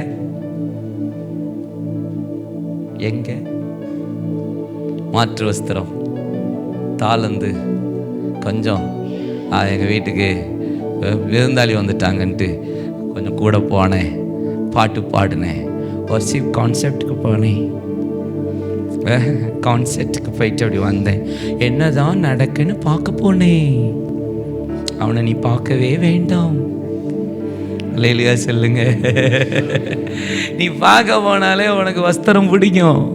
நீ பார்க்க போனாலே உனக்கு அந்த தாளந்து வெள்ளி இஷ்டமா இருக்கும். நீ பார்க்க போனீங்கனாலும் ஃப்ரெண்டு வந்திருக்காங்கன்னு சொல்லிட்டு தான் போவேன், சும்மா போவேன். அவன் அப்புறம் அப்சலோம மாதிரி கவர்ந்து கொள்ளுவான். இல்லை, தீய சக்திகள். எருசலேமில் தகப்பன் இருக்கையில் அவன் தகப்பன் இல்லை என்று சொல்லிட்டு எருசலேமின் போகிற வாசல்ல நின்னுட்டு தீய சக்தின்னு சொல்லிட்டு தாவீதை தீய சக்தின்னு சொல்லிட்டு வழியில போறவங்களெல்லாம் கெட்டி பிடிச்சி முத்தம் கொடுத்து இல்ல கவர்ந்து கொண்டான் அப்படின்னு இருக்கு. எப்படி கண்டானா? கவர்ந்து கொண்டான். அங்க உங்களை விசாரிக்க ஆள் இல்லை, உங்களை அவங்க கண்டுகொள்ள மாட்டுக்கிறாங்க. இப்படி சொல்லியே அப்சலோம் இஸ்ரவேல் ஜனங்களை கவர்ந்து கொண்டான். அகித்தோப்பேல் அவன் பக்கம் போயிட்டான். யாரு? தேவ ஆலோசனை கொடுக்கிற, ஆமா, அகித்தோப்பேல் அவன் பக்கம் போயிட்டான். போறதுனால அப்சலோம் ராஜாவா இருப்பான்றதெல்லாம் இல்ல. வசனம் சொல்லுது, அவன் அழகே அவனை கெடுத்து போட்டுச்சு. கடைசியில் பாருங்க, அவன் கருவாலி மரத்தில் அவன் முடி எப்படி இருந்துச்சாப்பா, இயேசுவுக்கு கம்பேர் பண்ணி அப்சலோம் சொல்கிறாங்க. அப்படி சௌந்தரிய ரூபமாக பழுது ஒன்றும் இல்லாதவனா, சிவந்த மேதியா, சுருள் முடியுடையவனா இருந்தானா அப்சலோம். இயேசுவை போல கம்பேர் பண்ணுறாங்க. பழுதே கிடையாதான், பிளேம்லெஸ். அப்படி இருந்தானா, குற்றமற்றவனா இருந்தான். கருவாளி மரத்தில் அவன் அழகு போய் மாட்டி தொங்கிட்டு இருந்தான். யோவாப் உருவ போய் 3 வளையங்களில் நான் உருவ குத்து கொண்டு போயிட்டான். தாவீது திரும்பி வரவே மாட்டான்னு நினைச்சாங்க. கர்த்தர் மீண்டும் கொண்டு வந்து உட்கார வச்சார்ல தாவீதை. அல்லேலூயா, ஆமென். கவனமா இருங்க. உங்க தகப்பன் கையிலேருந்து விழுந்துடாதீங்கப்பா. உங்க ஊழியக்காரங்க உங்களை சிரிச்சிட்டாங்கன்னா இல்லை, சங்கீதம் 141 நீதிமான் என்னை தயவாய் கொட்டட்டும், அது என் தலைக்கு எண்ணெயை போல இருக்கும், அதன் தலையை அல்லல் தட்டுவதில்லை, இன்னும் என்னை கொட்டட்டும்னு என் தலையை நான் கொஞ்சம் கொடுப்பேன், நான் பரவாயில்ல, என்னை தட்டட்டும், என்னை திட்டட்டும், அடிக்கட்டும், கொட்டட்டும், அப்படி நீங்கள் விட்டு கொடுத்து பார்க்கணும். சரியாப்பா? எப்பயுமே நீங்கள் அந்த இதுக்கு செய்யணும். என்ன அப்படி செஞ்சீங்கன்னா தான் நல்லது. நீதிமொழிகள் 1:23 பாருங்க, நீதிமொழிகள் 6:23 பாருங்க. போதக சிச்சையை ஜீவ வழி என்று வேதம் சொல்லுகிறது. 1:23 கடிந்து கொள்ளுதலுக்கு திரும்புங்கள், என் வார்த்தையையும் என்னுடைய ஆவியையும் உங்களுக்குள்ள வைப்பேன். இல்லை, ஆவியும் வைப்பேன். நீதிமொழிகள் 13:18-19 வாசி பாருங்க. கடிந்து கொள்ளுதலை நேசித்து விரும்பி நடக்கிறவன் கனமடைவான் என்று வேதம் சொல்லுகிறது. நீதிமொழிகள் 12:1 பாருங்க. கடிந்து கொள்ளுதலை வெறுக்கிறவன் மிருக குணம் என்று வேதம் சொல்லுகிறது. எபிரேயர் 12:5-11 வசனத்தை பாருங்க. ஆமென். கடிந்து கொள்ளுதல் கற்காலத்தில் உங்களுக்கு கடினமா இருக்கும், கஷ்டமா இருக்கும். ஆனா பழகின உங்களுக்கு அது நீதியின் பலனை கொடுக்கும்னு வேதம் சொல்லுது. கொஞ்சம் முதல்ல ஊழியக்காரங்க திட்டுறது, எச்சரிக்கிறது, செய்யாதடா, அங்க போகக்கூடாதா, இது தப்பு, அப்படி இப்படிலாம் சொல்லி கடிந்து கொள்றது. ஒருவேளை உங்களுக்கு கஷ்டமா இருந்தாலும் கையிலிருந்து மட்டும் விழுந்துடாதீங்கப்பா. விழுந்துட்டீங்க ரொம்ப கஷ்டம். இன்னைக்கு ஜென்ரேஷன் ஊழியக்காரங்க, இன்னைக்கு வந்த யங்ஸ்டர் ஊழியக்காரங்கள்லாம் யாருக்குள்ளேயாவது அடங்கி இருந்திருக்காங்களான்னு பாருங்கப்பா. கிடையவே கிடையாது. நான்லாம் என் பாஸ்டருக்கு கீழே பல வருஷமாக உட்காந்து கிராம ஊழியம், தெரு ஊழியம், ட்ராக்ஸ் மினிஸ்ட்ரி, கிராம ஊழியம், வில்லேஜ் மினிஸ்ட்ரி, பட ஊழியம், தெருவா போயிருக்கேன், கிராமமாக போயிருக்கேன். எங்கள் சர்ச்சில் பாய் தான் இருக்கும். கடைசியில் 4 சேர் இங்கிட்டு, அந்த பக்கம் 4 சேர். வயசானவங்க உட்காந்துருப்பாங்க. இன்றைக்கெல்லாம் நீங்கள் சேரில் உட்காந்துருக்கீங்க. நான் என் கல்யாணம் முடிகிற வரைக்கும் நான் சேரில் உட்காந்ததில்லைப்பா. சர்ச்சில் நான் கல்யாணம் முடிஞ்சு என் பிள்ளைகளோடு நான் போனதுக்கப்புறமும் நான் சர்ச்சில் சேரில் உட்காந்த மாதிரி எனக்கு ஞாபகம் இல்லை பிரதர். இல்லை, இப்போ எல்லா பிள்ளைகளும் எதில் தான் இருக்குது, எல்லாம் கிளவிலாம் இருக்குது. உங்களை சொல்லணுடா. ஏன்னா அப்படி ஆயிடுச்சு. நாங்கள் அப்படியே உட்காந்துட்டு முழங்கால் போட்டுட்டு கையை தட்டி ஒரு பாட்டை பாடுவார் எங்கள் பாஸ்டர். பாடிட்டு கையை தட்டி முழங்கால் அப்படிம்பார். ஒரு பாட்டு பாடுவார், அது ஒரு 15 நிமிஷம் பாடுவார். கையை தட்டி ஆவில் நிரம்பிட்டு முழங்கால் போடுவோம் அப்படிம்பார். அடுத்தது 45 நிமிஷம் எனக்கு தெரிஞ்சு நான் முழங்காலில் தான் நின்று ஆராதிச்சிருக்கோம். 45 minutes. எனக்கு தெரிஞ்சு அப்படி அந்த ப்ராக்டிஸ் அவங்க கொடுத்ததுனால தான் என்னவோ தெரியல, இப்போ வரைக்கும் ஈஸியாக முழங்காலில் நமக்கெல்லாம் நிற்க முடியுது. இல்லை, நம்ம முழங்காலெலாம் காய்ப்பு பிடிச்சிருக்குல்ல, ரத்தம் வருது, தொளி உரியுது, இன்னும் சக்குன்னு நிற்கிறதுக்கு கர்த்தர் பலன் தர்றாரு. முழங்கால்லையே பாருங்கள், இத்தனை வருஷம் நான் பைபிளை வாசிக்கிறது எனக்கு கர்த்தர் கிருபை தந்திருக்கிறாரு. இன்னைக்கு காலையில் வரைக்கும் நான் முழங்காலில் தான் பைபிள் வாசித்தேன். இல்லை, நான் ஒரு 250 முறை பைபிள் வாசி முடிச்சிருப்பேன். 3 முறை முழங்கால், 3 ஒரு 18 முறை 20 முறைக்கு மேலே முழங்காலே பைபிள் வாசிச்சிருக்கேன். 3 நாளில் பைபிள் வாசி முடித்து வெளியே வந்திருக்கேன். 3 நாளில் எல்லாம் அந்த முழங்கால் இதெல்லாம் அவங்களுடைய ப்ராக்டிஸ் தானேப்பா, அவங்களுடைய வைராக்கியம் தானே. ஊழியக்காரங்க கையில் மட்டும் இருந்து விழுந்துடாதீங்க. அவங்க இப்படி சொல்கிறாங்களே நினச்சி தயவுசெய்து உங்களை பார்த்து தாழ்மையாக சொல்கிறேன், உங்கள் பாஸ்டர், உங்கள் சர்ச் இப்படி நடத்துகிற தகப்பன்மார்கள், தலைவர்கள் என்ன சொல்கிறாங்களோ அதுக்கு நீங்கள் கீழ்ப்படிஞ்சிட்டிங்கனாலே, ஒரு நிமிஷம் கைங்களை மூடுங்களேன், ஒரு நிமிஷம் கண்களை மூடுங்க, வாய்களை தரங்க. ஒருவேளை சின்ன சின்ன விஷயத்துக்காக நான் சர்ச் மாத்திரவனாக இருக்கக்கூடாது. என் பாஸ்டர் எப்படி சொல்லிட்டாரு, நான் வேறு சர்ச்சுக்கு போகிறேன், எனக்கு இங்கே பிடிக்கல, வர்ஷிப் பிடிக்கல, ஆராதனை பிடிக்கல, பாஸ்டருடைய வாய்ஸு சரியில்லை, இது சரியில்லை, அது சரியில்லை, ஒரே கடிச்சு திட்டிக்கிட்டே இருக்கிறார். ஐயோ, ஒரு நாள் சர்ச் அப்படி நினச்சி மாற்றிடாதப்பா. உன்னை பாலிஷ் பண்ணி, உன்னை ஆசீர்வாதம் பண்ணி நீ எப்படினாலும் இருக்கணும்னு சொல்லுகிற சபைக்கு ஓடாத தங்கம், ஓடிராதப்பா. ரொம்ப கவனமாயிருப்பா, கவனமாயிரு. என்ன ஆவி இருக்கோ அதே ஆவிதான் தேசத்துக்குள்ள வரும். சர்ச்சுக்குள்ள ஒரு பாஸ்டர் மனைவியை விட்டுட்டு இன்னொருத்தைய கூட சுத்திட்டு அலைஞ்சா, இங்க மாத்திரம் சொல்லல, I am not talking about only Coimbatore. I know very well about total India. எனக்கு பல விஷயம், பல ஸ்டேட்ல, பல டிஸ்ட்ரிக்ட்ல எனக்கு தெரியும். எத்தனையோ போதகர்கள், எத்தனையோ சுவிசேஷகர்கள் மனைவியை விட்டுட்டு வேற பெண்களை கூட்டிட்டு அலையிறதுனால தான் இன்னைக்கு தேசத்துல ஆளுகிறவர்களும் அப்படி, இதனால என்ன தப்பு இருக்குன்னு சொல்லி ஆராதிக்க போகிறவர்களும் இருக்கிறார்கள். இல்ல அதுக்கு போயிராத, கேசிய மாதிரி இடையில ஓடிராத. மாற்று வஸ்திரத்துக்காக, தாளந்து வெள்ளிக்காக, பொண்ணுக்காக, எதுக்காவது உன் சிநேகிதனோடு ஓடிராத. ஆண்டவரே, வலது கரத்தை உயர்த்தி ஒரு நிமிஷம் ஜெபம் பண்ணுங்க. நாங்கள் எங்கள் ஊழியக்காரங்க கையிலேருந்து விழுந்துட மாட்டோம். சொல்லுங்கப்பா, சொல்லுங்கடா. ஊழியக்காரன் கையிலிருந்து விழுந்துட மாட்டேன். வாயை தரங்க. ஒரு நிமிஷம் ஜெபம் பண்ணிருங்க. ஊழியக்காரன் கையிலிருந்து நான் விழவே கூடாது. அல்லேலூயா. 1 கொரிந்தியர் 10:8 எடுங்க. 1 கொரிந்தியர் 10:8 எடுங்கடா.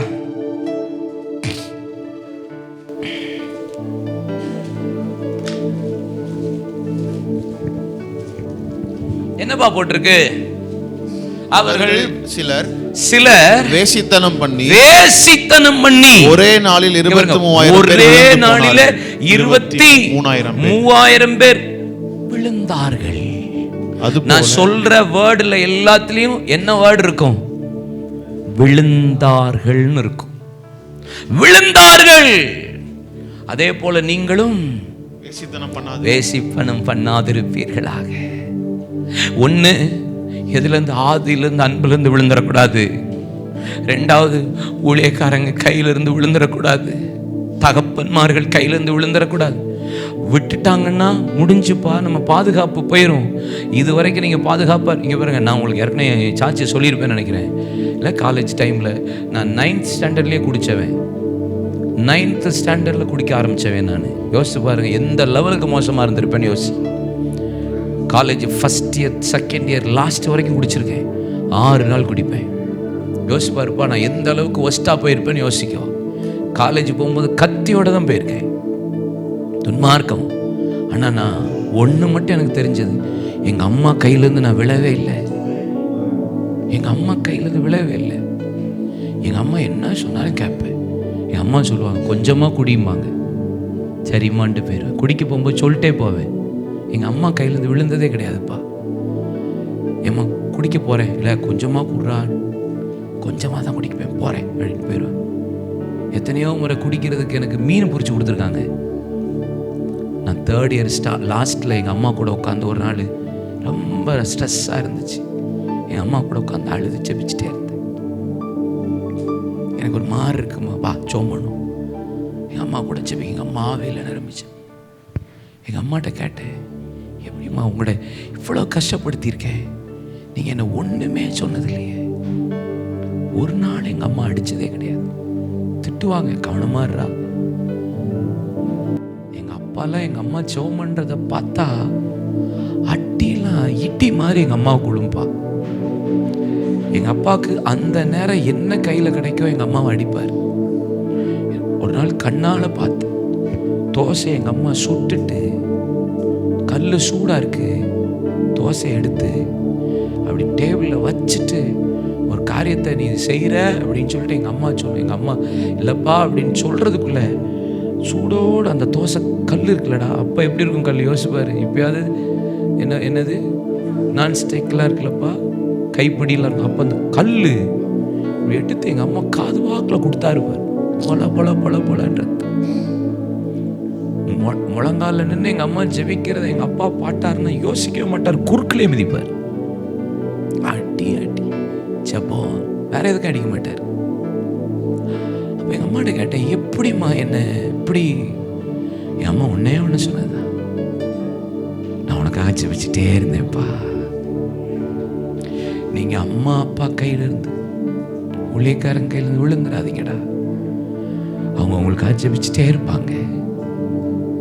உடம்பாயிருவீங்க, இல்லைன்னா ஸ்டக் ஆயிடுவீங்க. நீங்கள் இப்போ நல்லா மூவ் ஆகிட்டு இருக்கீங்கல்ல எல்லாத்துலேயும். நீங்கள் நினைக்கிறீங்களா உங்கள் பலத்தில்னு? யாரோ ஒரு தகப்பன், யாரோ ஒரு தாய், யாரோ ஒரு உக்கிரக்காரன், யாரோ ஒரு தேவ மனுஷன் உங்கள் பேரை சொல்லி ஜெபிச்சிட்டு இருக்கிறதுனால தான். நான் இப்படிலாம் செய்கிறேன், இப்படிலாம் தாறுமாறாக போகிறேன், நமக்கு ஒன்றுமே நடக்க மாட்டேங்குது. ஏய், யாரோ ஒருத்தர் ஜெபிச்சிட்டு இருக்காங்க. என் மக வாசியம்னு பாம்பேயில் பக்கத்தில் ஒரு இடத்துல, அவளை மாப்பிள்ளை இங்கே தான், கோயம்புத்தூர் தான், அவர் வெள்ளூரில் எம்டி டாக்டராக இருக்கார். என் மகளுடைய மாப்பிள்ளை அவர் நாக்பூர் பக்கத்தில் வாஷியம்ன்ற ஒரு டிஸ்ட்ரிக்டில், அங்கே ஒரு சிஎம்சி இருக்குது.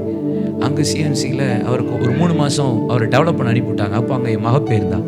எனக்கு அவளை பார்க்காம இருக்க முடியலன்னு அவள் பர்த்டே கரெக்டாக வந்துட்டு போயிட்டேன். அப்போ நான் தூத்துக்குடியிலேருந்து காரில் போகிறேன்டா, ஃப்ளைட்டுக்கு லேட் ஆகிட்டு, கார் செம வேகம், கொஞ்சம் 160 கிலோமீட்டர் ஸ்பீடில் போயிட்டேன். 140 160ன்னு பறக்குது வண்டி. கடைசியில் ஃப்ளைட்டை பிடிச்சிட்டேன். அப்போ இறங்கிட்டு ஃப்ளைட்டில் உட்காந்தோடனே எனக்கு ஒரு தோணுச்சு. நான் அவன்கிட்ட கூப்பிட்டுட்டே, ஒரு மாதிரி கார் வாப்ளிங்காக இருந்துச்சு, போய் அலைன்மெண்ட்டை மட்டும் பார்த்துட்டு செக் பண்ணிவிட்டு என்னன்னு பார்த்துருன்னு சரின்ட்டான். அதுக்கப்புறம் ஃப்ளைட்டு டேக் ஆஃப் ஆகிட்டு நான் நாக்பூரில் இறங்கிட்டு ஃபோனை ஆன் பண்ணுறேன். என் ஃபோனுக்கு ஃபோட்டோவாக அனுப்பி விட்டுருக்கான். பார்த்தா நான் வந்த காரு இன்னோவாவில் ஆட்டோமேட்டிக் தான், நல்ல சேஃப்டி தான். பார்த்த கார் 2 டயரு நடுவில் கிழிஞ்சிருக்கு. கிழிஞ்ச காரில் ட்ராவல் பண்ணியிருக்கேன் பிரதர், 160 கிலோமீட்டர் ஸ்பீடில். அப்போது இன்னோவா சேஃப்டி, இன்னோவா பாதுகாப்பு, 30 லட்சம் காரு ஓட்டினவன், பெரிய எக்ஸ்பீரியன்ஸ். போயிருப்பேன் அன்னைக்கு. நமக்கு நினச்சிட்டு இருக்கோம் நம்ம தாளந்து, நம்ம டேலண்டில் பாதுகாக்கப்பட்டுருக்கோம். நெவர் தங்கம். எங்கள் அம்மா முழங்கால் போட்டுட்டு இருப்பாங்க. நம்ம சர்ச்சில் நம்ம பிள்ளைகள் ஊழியக்காரங்க உட்காந்து எனக்காக அழுது ஜெபிச்சுட்டே இருப்பாங்க. சபை உனக்காக உத்தரவாதம் எடுத்துகிட்டே இருக்கோம். ஒரு நாளும் தாதிமார் கையில் விழுந்து கீழே விழுந்துடாத. ஆமென். இன்று வரைக்கும் நான் வாழ்ந்தது உங்கள் கிருபை, நான் வளர்ந்ததும் உங்க கிருபை, என்னை உயர்த்தி வைத்தீரே உன் கிருபையே.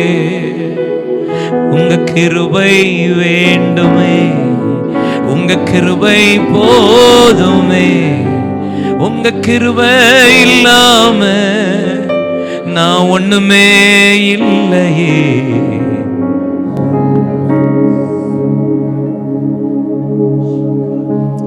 சொன்னல, அவர்கள் வேசித்தனத்தில் ஒரே நாளில் 23,000 பேர் விழுந்தார்கள். இன்னைக்கு பொல்லாத பாவம். நம்ம ஜான்சன் சகோதரன் தேவ மனுஷன் சொன்னது போல இல்லை, இன்னைக்கு யங் ஏஜ் லவ்வை விட ஆன்டி லவ், என்ன லவ், அங்கிள் லவ். தோத்திரம் இல்லை. இப்போ அக்கா லவ், அண்ணன் லவ்லாம் ஆயிட்டு. அக்கா கடைசியில் அக்காவை தான் கட்டுறான். அண்ணன்ட்டு தான் பழகிறேன், கடைசியில் அண்ணனை தான் கல்யாணம் முடிச்சு மாப்பிள்ளை ஆக்கிடுறா கடைசியில்.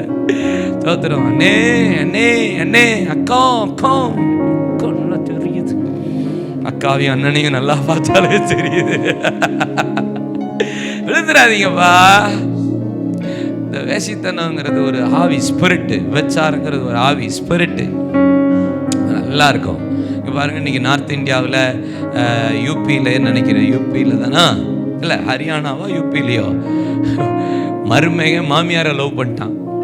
எப்படி லவ் போது பாருங்க, பார்த்தீங்களா? மருமக மகளை விட்டுட்டு யார் மேலே பாஞ்சிட்டான்? மாமியார் மேலே பாஞ்சிட்டான். மாமியாரை பிடிச்சி போச்சு. மறைமுகமாக நாங்கள் பல வருஷமாக லவ் பண்ணோம், எங்களால் முடியல, அதனால நான் என் மனைவியை டைவர்ஸ் பண்ணிட்டு என் மாமியாரை நான் திருமணம் முடிக்கிறேன். ஓப்பனாக மாலை போட்டுட்டு சர்டிஃபிகேட்டை காட்டுறாயா, மேரேஜ் சர்டிஃபிகேட்டை காட்டுறான்டா. அதில் கீழே வேற போட்டிருக்கான், எங்களுடைய புனிதமான காதல். எனக்கு அந்த வேர்டு தான் எனக்கு ரொம்ப கோபமாயிட்டு ஜான்சன் பிரதர். எங்களுடைய புனிதமான காதலை அப்படின்னா இல்லை, ஏண்டா ஏண்டா அநியாயம் பண்றீங்களா? புனிதமானது புனிதமானது என்ன கழுத புனிதம்? யோசிச்சு பாரு. இப்ப பாவம் பண்றது கூட எப்படி ஆயிடுச்சு? என்னப்பா விபச்சாரம் பண்றது, வேசித்தனம் பண்றது கூட ஈஸி, டேக் இட் ஈஸி. இதுல என்னங்க இருக்கு அப்படிங்கிறான். கேரளாவில் கடந்த ஆண்டுகளில் ஒரு காரியம் நடந்துச்சு, நீ நியூஸ் எல்லாம் பார்க்குறீங்களான்னு தெரியலப்பா. கணவன் இன்னொரு மனைவியை, இன்னொரு கணவன் கூட கணவன் மனைவியை மாற்றிக்கொண்டார்கள். ஒரு ஹோட்டல், 5 ஸ்டார் ஹோட்டலில் அது ஒரு ப்ரோக்ராமாகவே நடந்திருக்கு. 500 பேர் அரெஸ்ட் பண்ணப்பட்டாங்க. கேரளாவில் நடந்த சம்பவம். ஒரு 5 ஸ்டார் ஹோட்டலில் கேரளாவில் ஒரு 500 ஹஸ்பண்ட் அண்ட் ஒய்ஃப் பிடிக்கப்பட்டாங்க. கணவன் மாற்றிக்கொள்கிற எக்ஸ்சேஞ்ச். அவங்க டேஸ் போடுவாங்களாம், இல்லைன்னா குலுக்கி போட்டு உனக்கு யார் வேணும் எனக்கு வேணும்னு சொல்லிட்டு. எப்படி உலகம் போயிட்டு இருக்கு பாருடா. மோசமான காலகட்டத்தில் இருக்கீங்க நீங்களும் நானும். யோசிங்க. நிற்கிறேன் என்று சொல்லுகிறவன் எச்சரிக்கையா இருங்கடா, எச்சரிக்கையா இருங்கப்பா. நிற்கிறேன்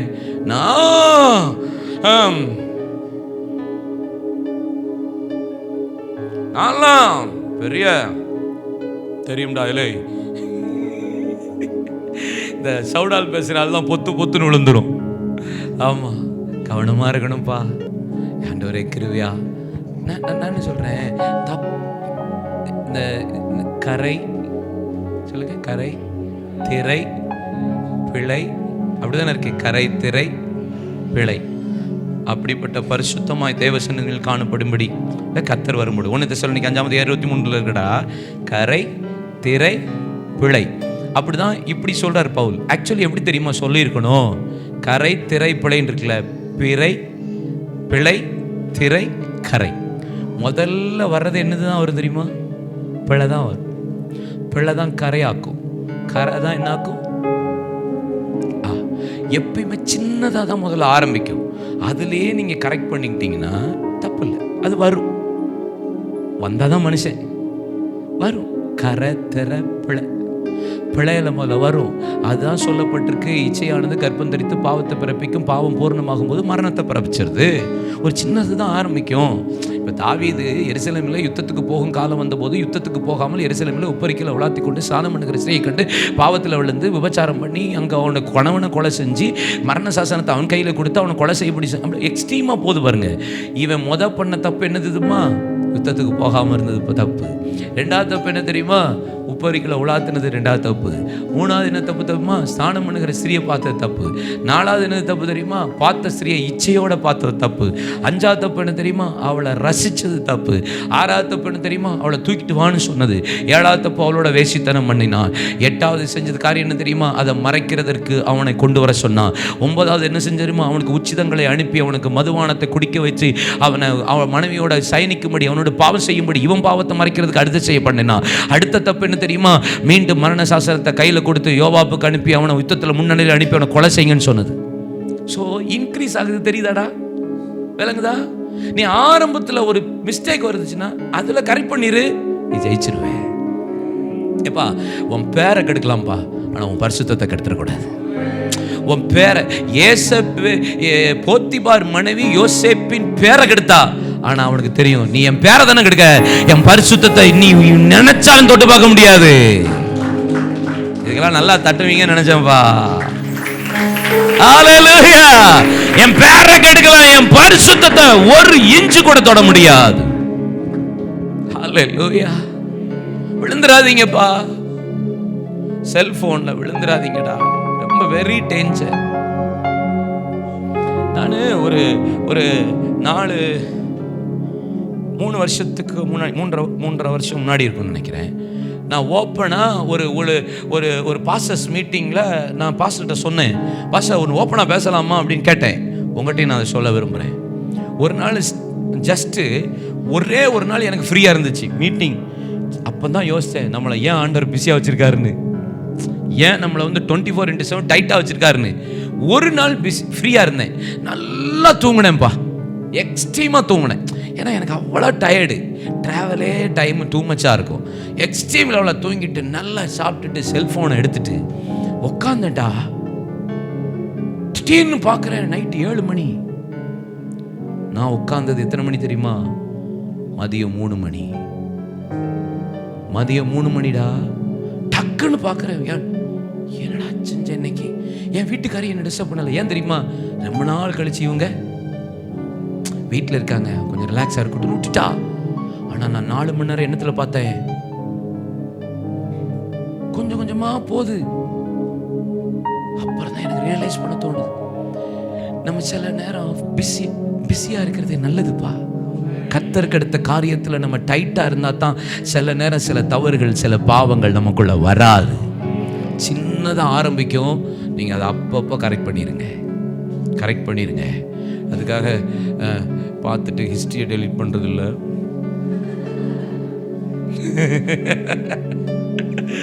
பார்த்துட்டு ஹல்லேலூயா அப்படின்னு ஹிஸ்ட்ரியை டெலீட் பண்ணிட்டு பார்த்துட்டு எல்லாம் பேசிட்டு டக்குன்னு செலக்ட் பண்ணி கால் லோகோவை கால் ஹிஸ்ட்ரிகளுக்காக டெலீட் பண்ணுறது, மெசேஜை டெலீட் பண்ணுறது, ஒன்றும் தெரியாத மாதிரி கர்த்தருடைய பரிசுத்த நாமத்துக்கு ஹல்லேலூயான்னு சொல்கிறதெல்லாம் சொல்லக்கூடாது. கரெக்ட் தானே? என்ன ஆமாம், நம்ம பண்ணுற சேட்டெல்லாம் நமக்கு தெரியுமா இல்லையா? சொல்லுங்க, ஆரம்பத்தில் பண்ணியிருக்கோம் அல்லவா?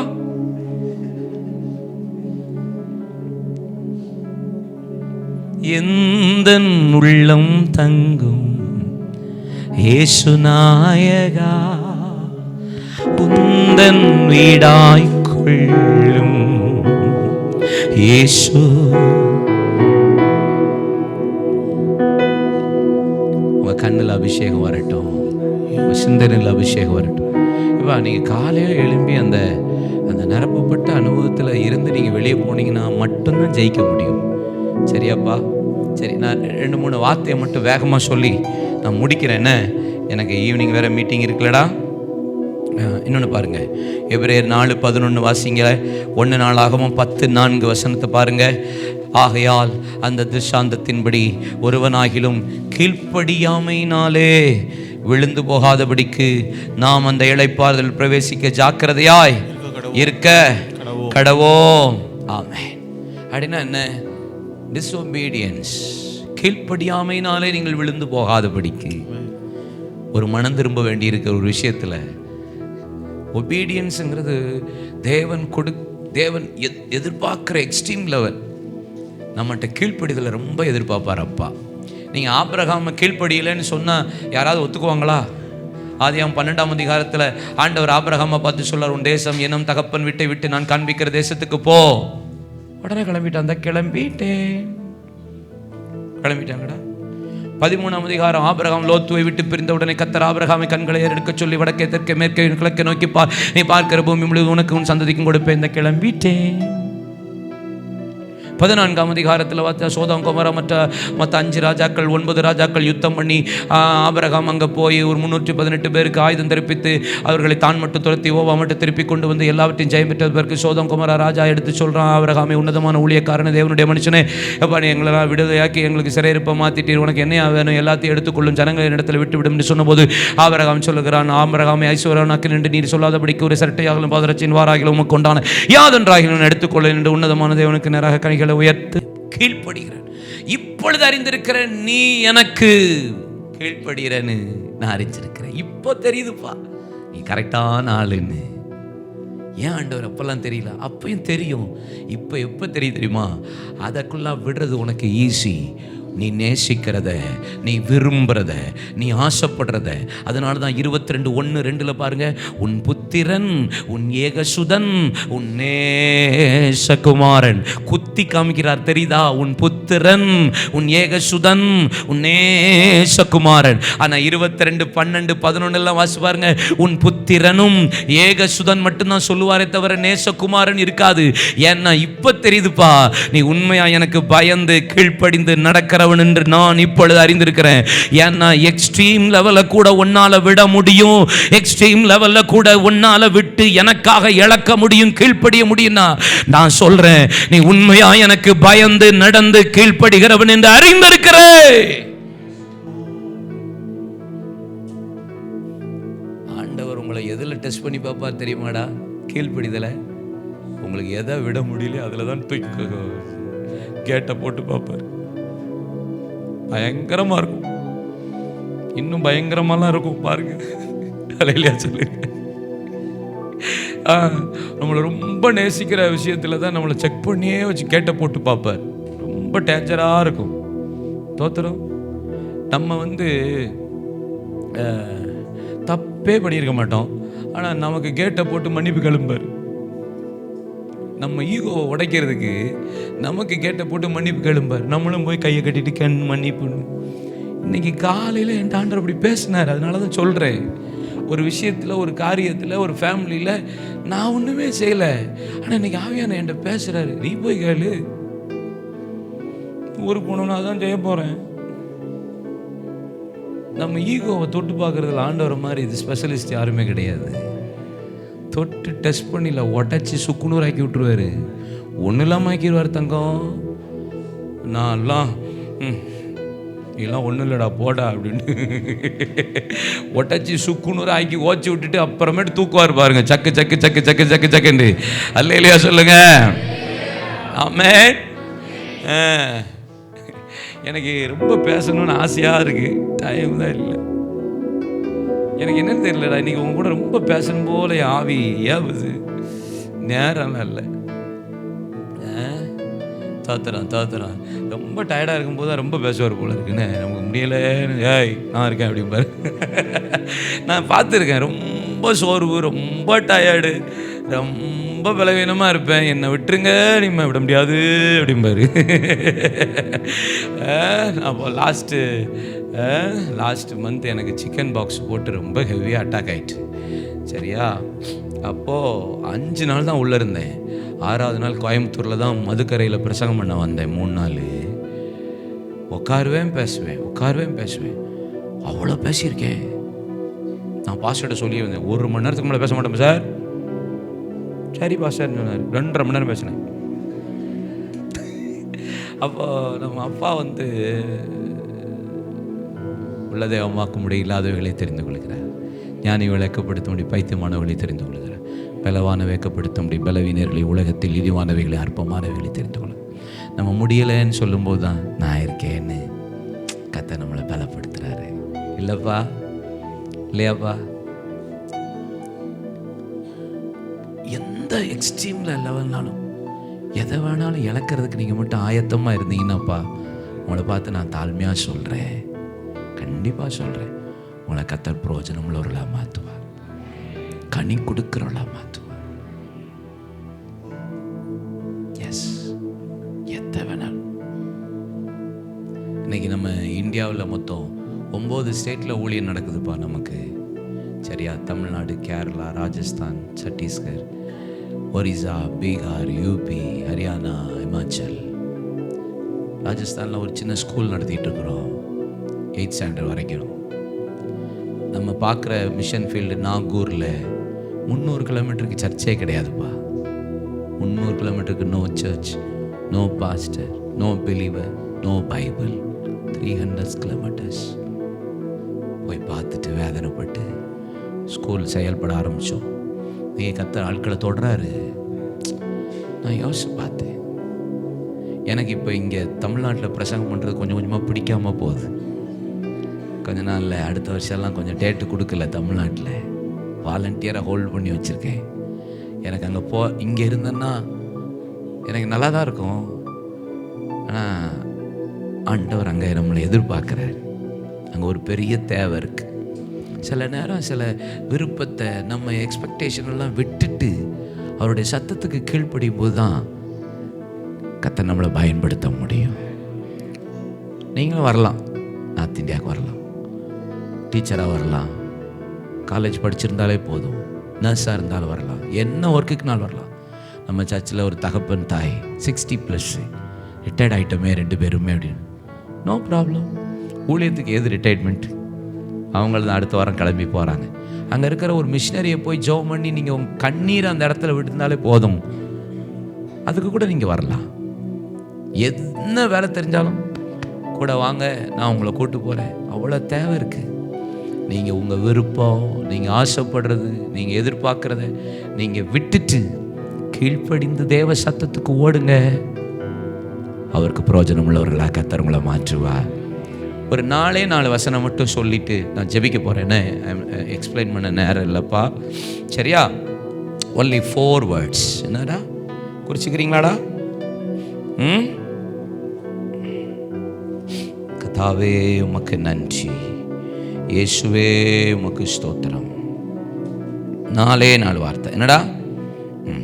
2வது வார்த்தை குறிச்சுக்கோங்க. பிலிப்பியர் 1:10. 1 சொன்னேன், மனம் திரும்புதலுக்கேற்ற கனியை கொடுங்க. ஏதாவது 1 கொடுங்கன்னு. 2வது ஆண்டவர் சொல்லுகிறா, தேவனுக்கு மகிமை துதியும் உண்டாகும்படி இயேசு கிறிஸ்துவினால் வருகிற நீதியின் கனிகளினால் நிறைந்தவர்களாகி. என்ன கனியா? யாக்கோபு 3:18 குறிச்சு வச்சுக்கோங்க. நீதியாகிய கனியானது சமாதானத்தை நடப்பிக்கிறவர்களாலே சமாதானத்தினாலேயே விதைக்கப்படுகிறது. 1 குறிச்சுக்கோங்க, நான் டக்குன்னு சொல்லி முடிச்சிடுறேன். 3வது பாருங்க. 3வது எபிரேயர் 13:15. Hebrews chapter 13 verse 15. அவருடைய நாமத்தை துதிக்கும் உதடுகளின் கனியாகிய ஸ்தோத்திர பலியை அவருக்கு எப்பொழுதும் செலுத்துங்கள். இன்னொரு கனி நீதியின் கனி, இன்னொரு கனி உதடுகளின் கனி. இதுக்கு எல்லாம் எக்ஸ்பிளனேஷன் எக்கச்சக்கமா இருக்கு. கொலோசியர் 1:10 சகலவித நற்கிரியைகளுமாகிய கனிகளை தந்து தேவனை அறிகிற அறிவினாலே விருத்தி அடைந்து கர்த்தருக்கு பிரியமுண்டாக அவருக்கு பாத்திரராய் நடந்து கொள்ளுங்கள் அப்படின்னு வேதம் சொல்லுகிறாரு. அடுத்த வார்த்தை கலாத்தியர் 5:22-23 ஆவியின் கனி.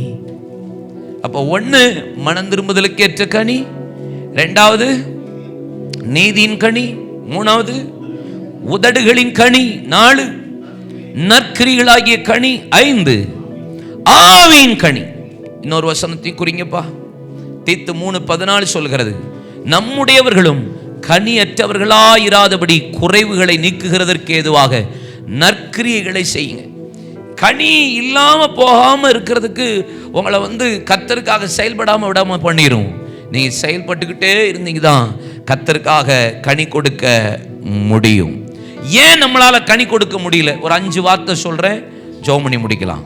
ஒரு 5 வார்த்தை. ஏன் என்னால ஒரு பிரயோஜனமான வாழ்க்கை வாழ முடியல? வாசிக்கலாமா? யோவான் 15:4. என்னில் நிலைத்திராவிட்டால், அப்படின்னா சத்தியத்தில் நிலைத்திராவிட்டால் கனி கொடுக்க முடியாது, கர்த்தருக்கு பிரயோஜனமா இருக்க முடியாது. 2வது குறிச்சிட்டீங்களா? சங்கீதம் 92:13-15. கர்த்தருடைய ஆலயத்தில் நாட்டப்பட்டவர்கள் மிகுந்த கனி கொடுப்பார். அப்படின்னா சர்ச்சில் இல்லைன்னா நீ கனி கொடுக்க முடியாது. Without church nothing will happen in your life. 3வது சங்கீதம் 1 அதிகாரம் 2-3 வசனத்துல நீங்க வாசி பார்த்தீங்கன்னா, கர்த்தருடைய வேதத்தில் பிரியமா இருந்து இரவும் பகலும் தியானமா இருக்கிற மனுஷன் பாக்கியவான் இருக்குல்ல. எந்த அளவுக்கு பைபிள் வேர்ட் ஆஃப் காடுக்கு இம்பார்ட்டன்ஸ் கொடுக்குறீங்களோ, சத்திய வசனத்தை தியானிக்கிறீங்களோ, தன் காலத்தில் தன் கனியை கொடுப்பான் இருக்குல்ல. அப்போ கனி கொடுக்கணும்னா பைபிள். எரேமியா 17:7-8 வசனம். எரேமியா 17:7-8 வசனம். கர்த்தர் மேல் நம்பிக்கை வைத்து கர்த்தரையே தன் நம்பிக்கையாய் கொண்டிருந்தால், கடைசி 8ஆம் வசனத்தில் சொல்லப்பட்டிருக்கிறது, கனி கொடுக்கிறது மாத்திர மரத்தை போல் இருப்பான் என்று வேதம் சொல்லுகிறது. எந்த அளவுக்கு கர்த்தர் மேல நீங்க நம்பிக்கையா இருக்கீங்களோ, ஃபுல் ஹோப், படிப்பா எதிர்காலமா எல்லாம் கர்த்தர் செய்வார். என் வாழ்க்கைக்குரிய துணையை கர்த்தர் பார்த்துக்குவா. என் தேவையை, படிப்பு, குடும்பம், வாட் எவர்ல என்னன்னாலும் நீங்கள் கர்த்தர் பார்த்துக்கொள்வார் என்று சொல்லணும்.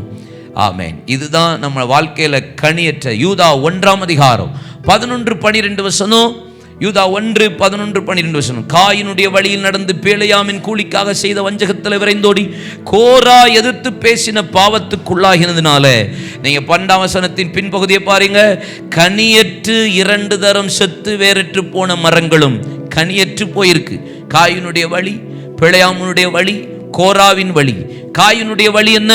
சகோதரனை கொலை செய்தான். கோராவின் வழி என்ன? எதிர்த்து பேசினான்.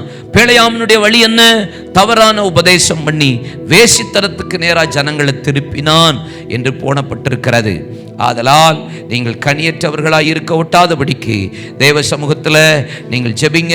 பிசாசு உங்களை எந்த அளவுக்கு போராடுவான். எபேசியர் 5:11 சொல்லுகிறது, கனியற்ற அந்தகார கிரியைகளுக்கு உடன்படாமல் அவைகளை எதிர்த்து நில்லுங்கள், கடிந்து கொள்ளுங்கள் என்பதாக. எழுப்பி நிற்கிறீங்களாடா? ஆமாம். இதை நான் சாயந்தரம் வரைக்கும் பேசணும். நான் இதை நான் ஒரு வசனத்தை இன்னும் எக்ஸ்பிளைன் பண்ண ஆரம்பித்தேன். ஆமாம், நான் சாயந்தரம் அங்கே பிரசங்கம் பண்ண முடியாது, இங்கே தான் வண்டி ஓடிக்கிட்டு இருக்கோம். எழும்புங்க எழும்புங்க எழும்புங்க எழும்புங்க. உங்க கிருபைதான் என்னை தாங்குகின்றது, உங்க கிருபைதான்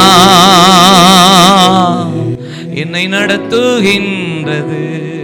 கிருபையே கிருபையே மாறாத நல்ல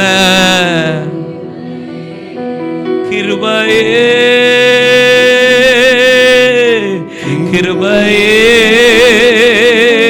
மாறாத நல்ல கிருபையே கிருபையே கிருபையே மாறாத நல்ல கிருபையே. உங்க கிருபைதான் என்னை தாங்குகின்றது, உங்க கிருபைதான் என்னை நடத்துகின்றது, உங்க கிருபைதான் என்னை தாங்குகின்றது, உங்க கிருபைதான் என்னை நடத்துகின்றது. கை உயர்த்தி கிருபையே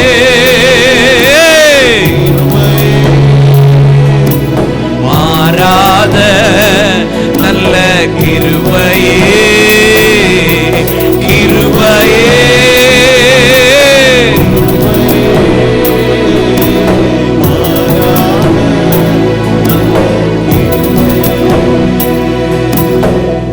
யோசேப்பை பத்தி தான் என்ன போட்டிருக்க? அவன் கனி தருகிற செடி இல்ல, அப்படிதானே யோசேப்பை பத்தி போட்டிருக்கிறது.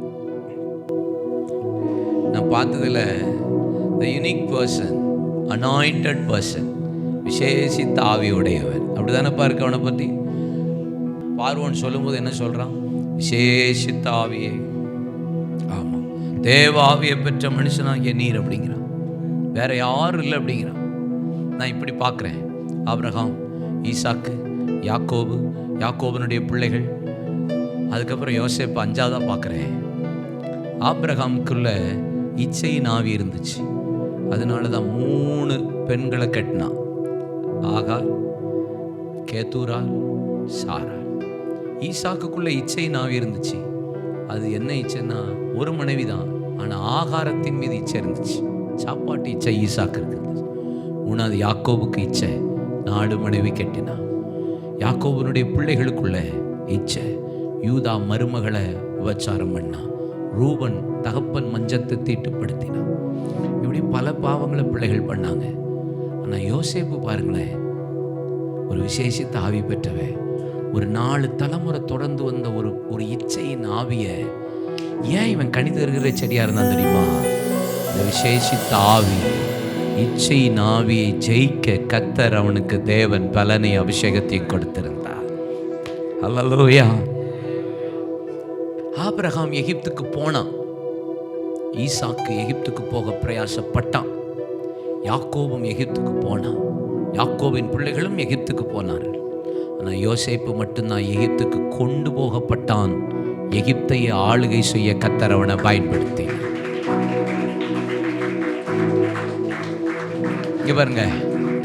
இவருங்க ஆபிரகாமுக்கும் மலட்டுத்தன்மை இருந்துச்சு, ஈசாக்குக்கும் மலட்டுத்தன்மை இருந்துச்சு, யாக்கோபு நேசித்த ராகேலுக்குள்ளேயும் மலட்டுத்தன்மை இருந்துச்சு, யாக்கோபினுடைய பிள்ளைகளுக்குள்ள மலட்டுத்தன்மை இருந்துச்சு. யோசேப்பு மட்டும்தான் பஞ்சகாலத்துக்கு முன்பாக ஒன் பட்டணத்து ஆசாரியனாகிய போத்திபிராவின் குமாரத்தையாகிய ஆசனாத்தை கல்யாணம் முடிச்ச உடனே கர்த்தர் அவனுக்கு 2 பிள்ளைகளை கர்த்தர் கொடுத்து அவன் சந்ததியை கர்த்தர் ஆசீர்வதித்தார் என்று வேதம் சொல்லுகிறது. நீ யோசிக்கணும், ஏன் கர்த்தர் அவனை கணிதரும் செடிகளா மாத்தினான்னா, த ஸ்பெஷல் ஸ்பிரிட், தேவ ஆவி.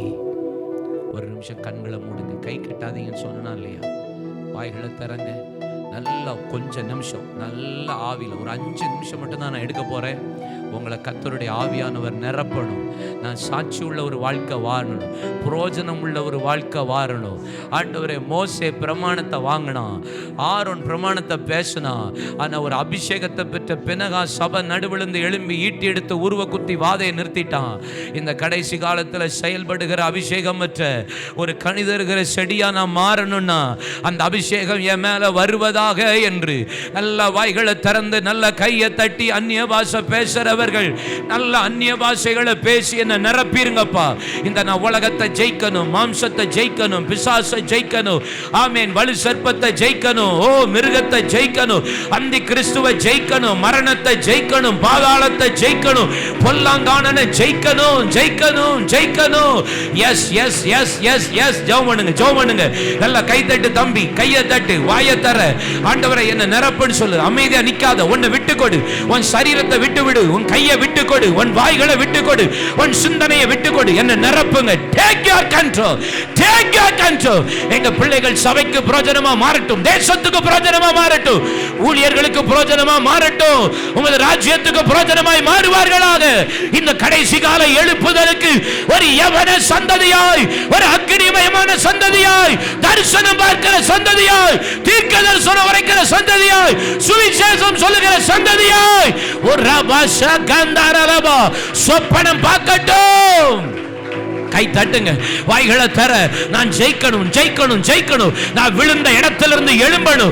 இனி விழுந்தது எங்கன்னு கண்டுபிடிச்சிட்டேன், எங்க விழுந்தன்னு கண்டுபிடிச்சிட்டேன். ஒருவேளை பெருமையில விழுந்துட்டானா, ஒருவேளை கீழ்ப்படியாமல விழுந்துட்டேனா, ஒருவேளை யூதாவை போல 30 வெள்ளி காசுக்காக நாண்டு கொண்டு விழுந்தான், ஒருவேளை அங்க விழுந்துட்டேனா, எதுல விழுந்தேன், எதுல விழுந்தேன், எதுல விழுந்தேன், மீண்டும் எழும்பணும். ஜன்னல்ல இருந்து விழுந்துட்டான் ஐத்தீகு. ஆண்டவரே, ஆண்டவரே, இயேசுவின் கிரியை எழுந்து நான் விழுந்துட்டேனா, இப்பொழுது என் பிள்ளைகள் எழுந்து நிற்கட்டும், எழுந்து நிற்கட்டும், ஜெயம் எடுக்கட்டும். கை தட்டு, கை தட்டு, வாயை தர.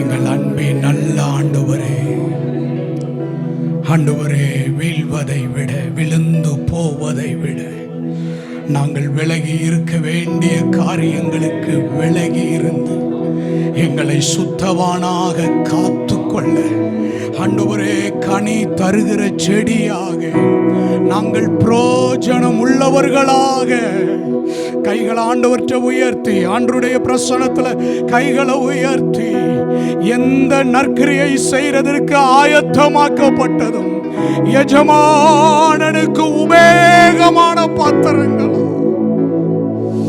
வாழ எங்களுக்கு கிருபை தாங்க ஆண்டவரே. நீர் இந்த நாளில் எங்களுக்கு கொடுத்த நல் வார்த்தைகளுக்காக ஸ்தோத்திரம்.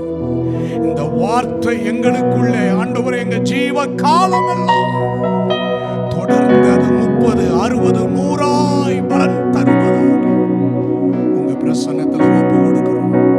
இயேசு